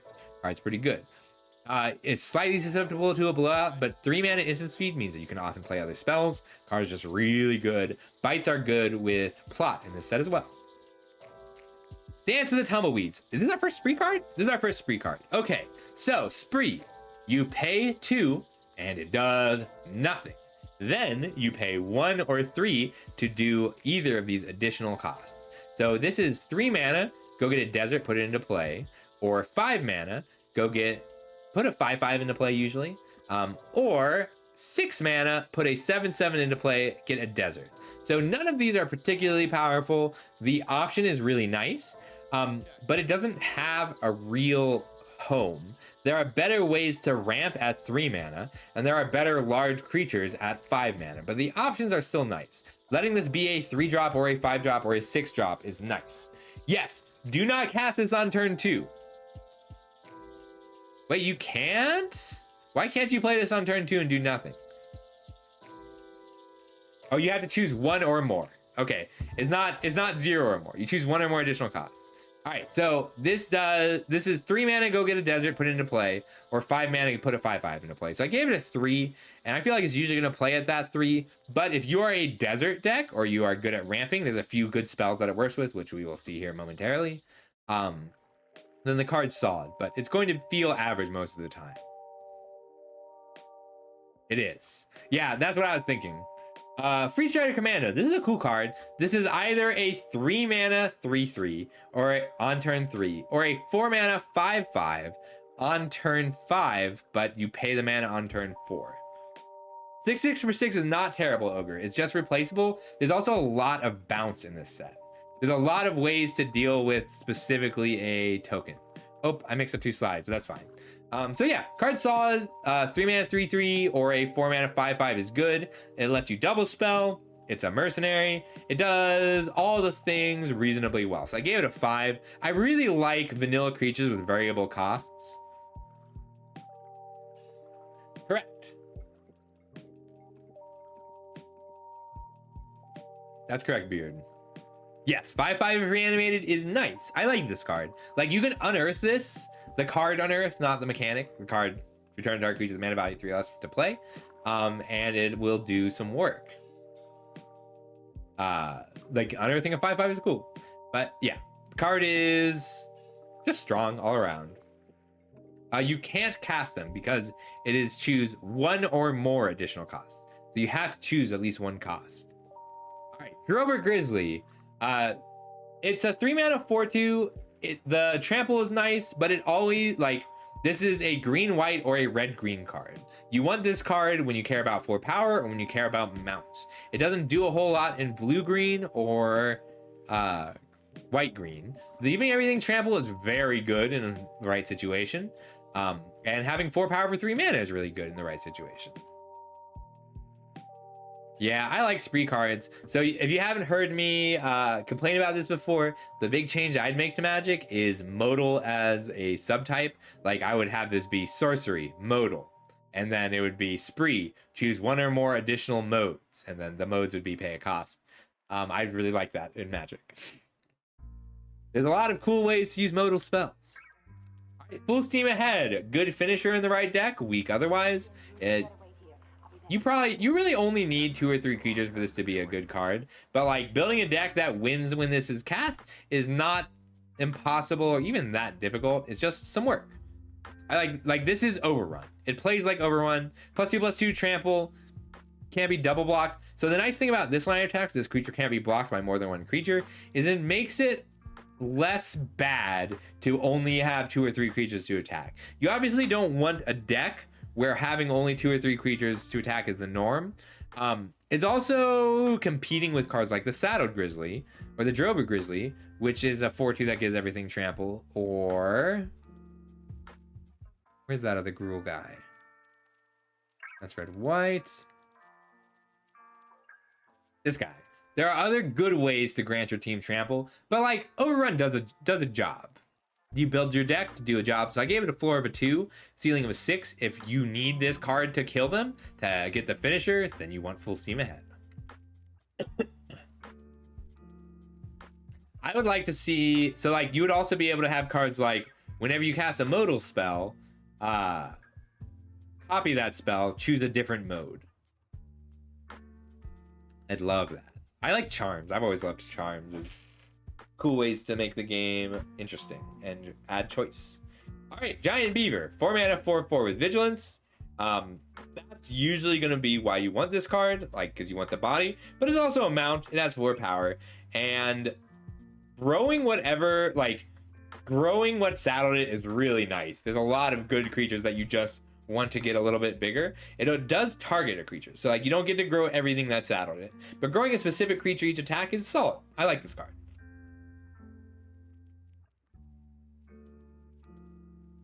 There is.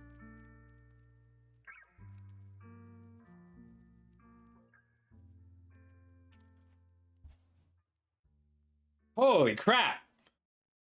I haven't seen all the rares yet. Whenever you cast a modal spell. Oh my god, that's really exciting for me. I've been talking about this for so long.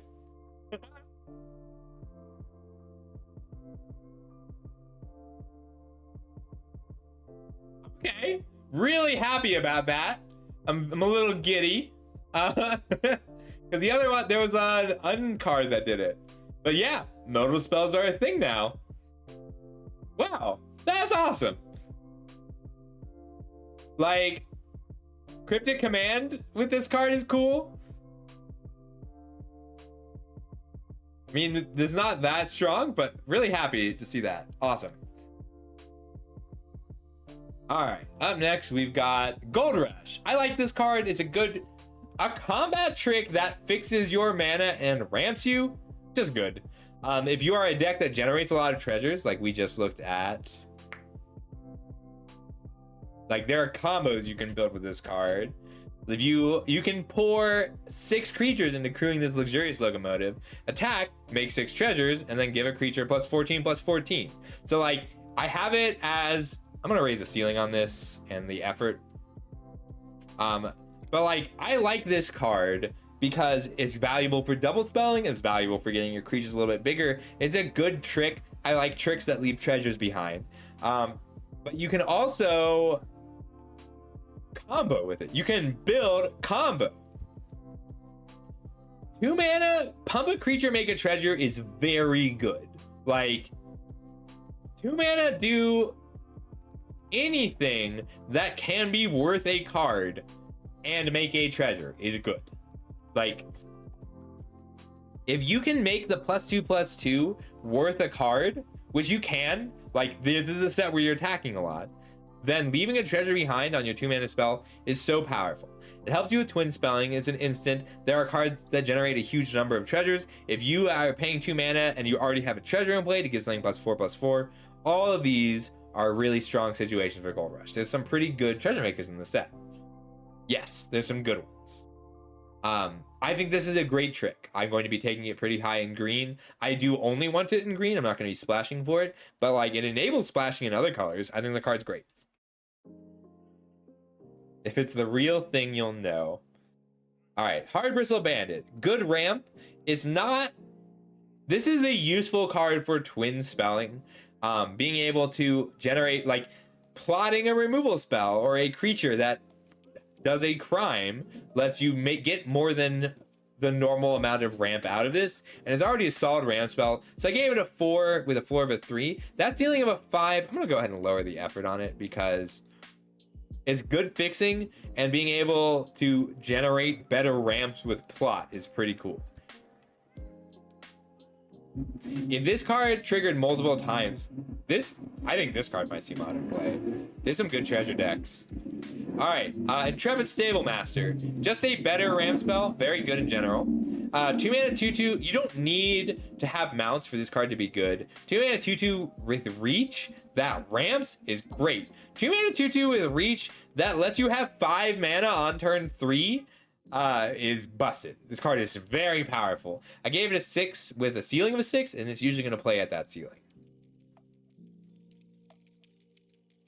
Yeah, that's why I just gave it a 4. Like, it's kind of solid without being amazing, but the fixing is nice. You have really good things that you can ramp into in green. Map the Frontier. 4 mana, get 2 lands. Get 2 deserts is nice. You have to know why. But there are at least 2 ways to play this on turn 3, making it part of a very powerful ramp deck if you have things to ramp into. There's not a lot that's good to ramp into from 4 to 7, because that's what this does, is you tap out on turn 4, and then on turn 5 you have 7 mana. But if you have those things, the card's very good. It's in a set where plot is relevant, taking turns off to ramp is difficult. So you can't have too many cards that require you to take turns off in order to get the maximum value out of it. But this is a different way to do that. So earlier when I said, what are we ramping into? How are we ramping? What kind of ramp strategies are we having here? Are we plotting a lot? Are we using creatures to ramp? Are we trying to ramp to 4 mana? Or are we just using deserts for value in order to cast giant spells? Some of them are compatible, some of them are not, and you have to pay attention to how you're doing it. It does, Kaiser. It has 10 of them, and there's a 50% chance for a dual colored desert to be in every pack. Half the packs have a common dual colored desert that commits a crime. Up next, Outcaster Greenblade. This card is good. A 3 mana 1/2 that draws a card is good. You want to have deserts. A 3 mana 1/2 that, like a Wood Elf, something that gets you a land, that's playable on its own. It's fine fixing. It just goes into your hand. But the fact that it can get a desert and can be a 3/4, like this can be a very large creature that draws you a card when it comes into play. It's just powerful. It's good fixing. It replaces itself. And it grows very large in the desert deck. Even if you're not a desert deck, if it's just a 3 mana 2/3 that draws a card, that's very good. Yep, it is a common cycle. I actually haven't seen all the rare lands, so I don't know what, like I know that there's the fast lands, I don't know if there's deserts at rare. All right, Patient Naturalist. This is another good card. It is kind of Golgari oriented, but it doesn't have to be. Like a 3 mana 2/3 that draws a card is good. A 3 mana 2/3 that picks up a land is good, but milling yourself is very powerful in green and black. So I'm pretty happy to play a 3 mana 2/3 that mills 2 and draws a card. It's pretty good. You usually want to be a 2-color set, but splashing's a cost. There are good colorless fixing cards, but there are colorless fixing cards, but they tend to cost 3 mana or not replace themselves. But like the green is very good for fixing. Green Blade, Naturalist. I mean, we just looked at literally one, well, not the Stable Master unless you're mounts, but 1, 2, 3, 4 good pieces of fixing available. But it's hard to be a 3-color deck. It's easy to splash because cards like Patient Naturalist cost 3 mana, but it's hard to be a 3-color deck because cards like Patient Naturalist cost 3 mana. When your fixing is at 2 mana, you can be a 3-color deck. When your fixing is at 3 mana, you can splash your powerful rares. Rambling Possum. Wow, the 3 mana 3/3s in green are just so good. There's so many 3 mana 3/3s. So this is a 3 mana 3/3 where you actively want to saddle Rambling Possum. This card, like, it attacks as a 4/5, but returning a creature to your hand is so often just an incredibly powerful thing to do. Picking up your Rutstein, or your, like, playing this on a 3/3 and then plotting it after you pick it up, or where'd you go? Picking up your Green Blade. There are so many good enter the battlefield effects that saddling this to make it a 3 mana 4/5 attacker is going to generate value often. I think the closest thing is like Stockpile Celebrant out of WoW, except stockpiles, but it's only creatures, and it's a 3 toughness instead of 2. Card's really good. I think you will always be able to splash cards that cost 4 or 5 mana, but it's not going to be free. Like, splashing is something that has to be worth it to you. You need a reason to splash because it's a real cost. All right, Raucous Entertainer. Very good in plot decks, pretty weak elsewhere. It's not free, like 1 mana. The cards are so good at each point of the curve that having an extra mana isn't that common, but being able to set up a series of plot cards, casting them all in the same turn and then putting a counter on all of them is pretty strong. Generally, I'm happier to play this card because it's a 2 mana 2/2, but a 2 mana 2/2 tends to be a little replaceable. I do like this card, but it's fine most of the time. Reach for the Sky. I'm gonna give this a revisit. It's a pretty powerful trick. You can be blown out when you play it, but a 3/2 with reach that, like, flash reach that replaces itself is good. You lose some of the cost of where an aura would normally be. You can play it on your opponent's creature if you really need to commit a crime. So card's solid, not amazing. All right, Rise of the Varmints. Here's our, oh my god, I love this card. I love this style of card. Spider Spawning is one of my favorite Magic cards. This is the green-black payoff card. You need to be green-black. You need to be milling yourself a lot. You can make 20 Varmints. That's not really reasonable, but how many Varmints do you need to make to win the game? I think the answer is 5. If you can get 5 creatures in your graveyard, this card will be amazing. Yes, I'm so excited to play with this, Isaiah. Like, I'm gonna first pick this far more often than I should, and just, I love this archetype. I love being green black. Yes, because you can plot it on turn 3, and then your opponent has to worry about it for 100 turns. Your opponent has to worry about Rise of the Varmints the whole game if you plot it. Like, turn 3 Rise, you just sit there and be like, what? What are you gonna do? The only reason it's a little weird is so many of the powerful self-mill cards are 3 mana. So like you'll play your self-mill on turn 3, and then have to wait. But like you will also have situations where you self-mill, like you surveil and then self-mill and then just cast this on turn 4 for 4 Varmints. Your opponent's gonna scoop. The card's really good, but it has a floor of about 1. Some decks can't play this card, but it's usually gonna play a lot closer to that ceiling of a 9, more often than you'd think. Usually you want 2 copies of this card, but like I'll splash this in a blue-black self-mill deck. The card's just good. I see, it's really exciting to plot. You get to plot on turn 3 and just be like, what? It's gonna be great. Yeah, spider spawning, the only downside to this compared to spider spawning is you can't mill it. That's why spider spawning was so good. If you accidentally milled your spider spawning, it was fine. If you accidentally milled your Rise, you're in a little bit of trouble. There are enough creature removal spells as well that it's not, you can get away with running fewer instant sorcery removal spells. Snakeskin Veil. When it's good, it's really good. You want to have creatures you can protect. There's a lot. I like Snakeskin Veil a lot in this format because there are so many high risk, high reward cards that Snakeskin Veil just enables. You can also plot a card, which makes it easier to leave mana out for Snakeskin Veil, but like it makes so many of your fights and bites a lot stronger. And the removal in this set is good, so being able to counter a removal spell for only 1 mana is good. You do need a lot of creatures, but like if you're saving a 3 mana 3/3, you're not too upset about it. Ooh, I don't know, Kaiser. I don't know if there's any non-token varmints. There is an uncommon Snapcaster too, which I will probably be willing to splash in my green-black decks.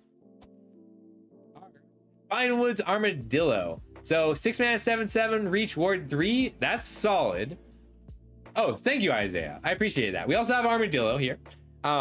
6 mana 7/7, reach ward 3. This card is very powerful because in the situations where you can't cast it, being able to pay 2 to gain 3 life and search up a desert is probably what you want. You want to combine this with specific cards. So it's better in green black or red green. Red green because it's easy to give a trample, green black because it's easy to reanimate it. But there's going to be a good green black reanimator deck that wants this card and picks it very highly because it discards itself, and it discards itself to fix mana. I think the card's pretty good. I'll be taking it pretty high. It's usually going to play around a 5, but with specific cards you can get up to a 7 or maybe even an 8. I think it's pretty good.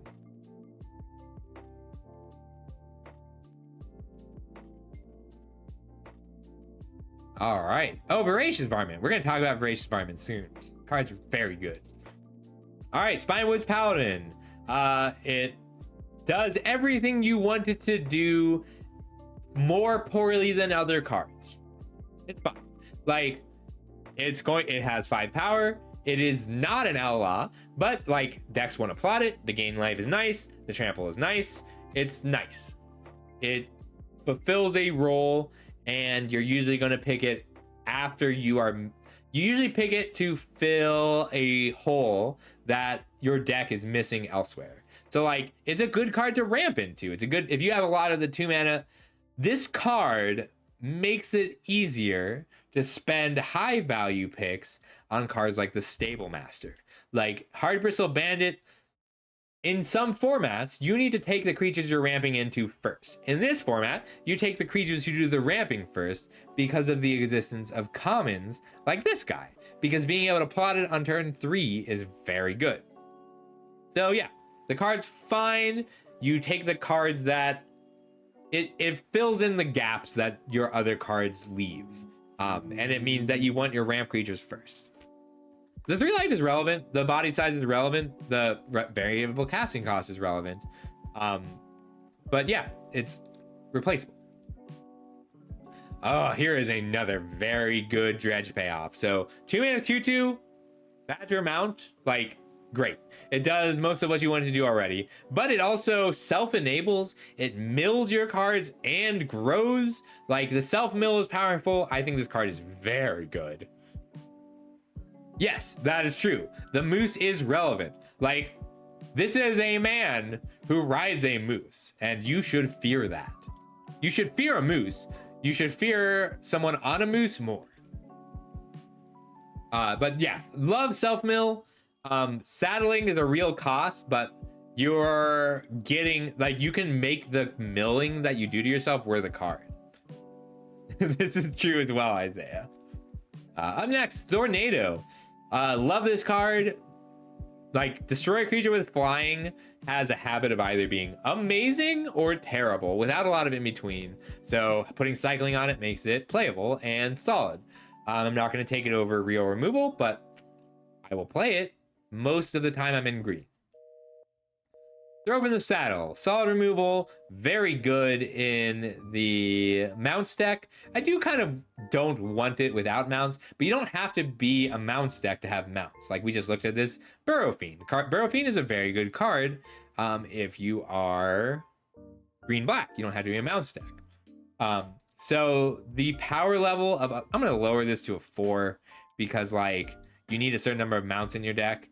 And there's just good removal in the set. Generally, removal is mound-based crimes. Generally, removal is always a little lower in the pick order than usual because there's so much removal. This is the most removal we've ever had. I'm gonna keep reiterating that. Like, unlike MKM, there's not as many 2-for-1s. You need removal and you want removal and you're willing to play a fair amount of removal, but it's not as hard to get. There's so much removal. We're past 45 removals. There's more than 45 removal spells in this set. Okay, so the green removal will... let me just make sure I don't have any more. All right, yeah, we'll go through the green removal really quick. So there is a green removal spell in every color in every 2-color combination, but then we also have Betrayal at the Vault for a bite, Clear Shot for a bite. Where'd you go? Reach for this guy is just a good trick. I think we have 3 bites and a Tornado. 3 bites and a Tornado, and then 2 multicolored fights. I don't think so. I think it's a little too complex, Kaiser. I think they're replacing core sets with crossover sets. All right, Trash the Town. Solid spree card is a good trick. The reason I like Trash the Town is that it's 2 mana, draw 2 cards. So like combat tricks are generally reliant on your opponent interacting with you, on your opponent blocking. But this, I like all the modes on this because you're okay playing a 1-drop and then paying 2 mana to draw 2 cards, but you'll also be able to generate, like if your creature already has trample, you don't care about this cost, but 3-4 mana to give a creature +2/+1 counters and draw 2 cards and kill your opponent's creature is 3 cards. You can get a 3-for-1 out of this. You can win a combat and draw 2 cards. You can win a combat, hit your opponent and draw 2 cards. You can just draw 2 cards. This is a modal spell where all the modes are pretty good. Hey Domino, how you doing? Face reveal stream, set review stream. We have 2 cards left. Right, I actually would not play this card nearly as often. I would play this card if I had 1-drops, but I wouldn't play this card without 1-drops if it didn't have counters, if it were just +2/+2. Tumbleweed Rising, I don't like this card. Being able to, you're not going to be able to play this for 2 mana. It's good if you're drawing a lot of cards. Ideally, you want to plot a different card, then cast that spell, and then Tumbleweed Rising. So our 3 mana 3/3 that plots as a 5/5, like this guy. You can plot this turn 4, then on turn 5 play your commando and maybe a couple Tumbleweed Risings and get some 5/5s. But it's very reliant on having other cards, and a lot of the green cards are reliant on having other cards. You can build a deck where this card is very powerful. I'm gonna raise the ceiling to a 6, but you have to, it's a lot of work. You have to build your deck to make this card powerful. I like it the most in Simic specifically, like in blue-green. I think it's very good in blue-green where you're plotting a lot, but if you're not plotting, it's weak. You have to be, like, I like that it rewards plotting. Our last green card is Voracious Varmint. I gave it a ceiling of a 5 with low effort. A 2-mana 2/2 Vigilance is good. A 2-mana 2/2 Vigilance with Disenchant attached is very good, mainly because Disenchants are really powerful in this set, and there's just not that many of them. It's hard to deal with your opponent's enchantments, but there are 3 to 5 very powerful Pacifism and Oblivion Ring style effects. And it's a Varmint. This is true. So yeah, I like this card in green. I'll be prepared to splash it out of the sideboard some of the time. There are good artifacts and enchantments to hit with it, and not a lot of good disenchants. All right, so there you have it. That is all of the green multicolored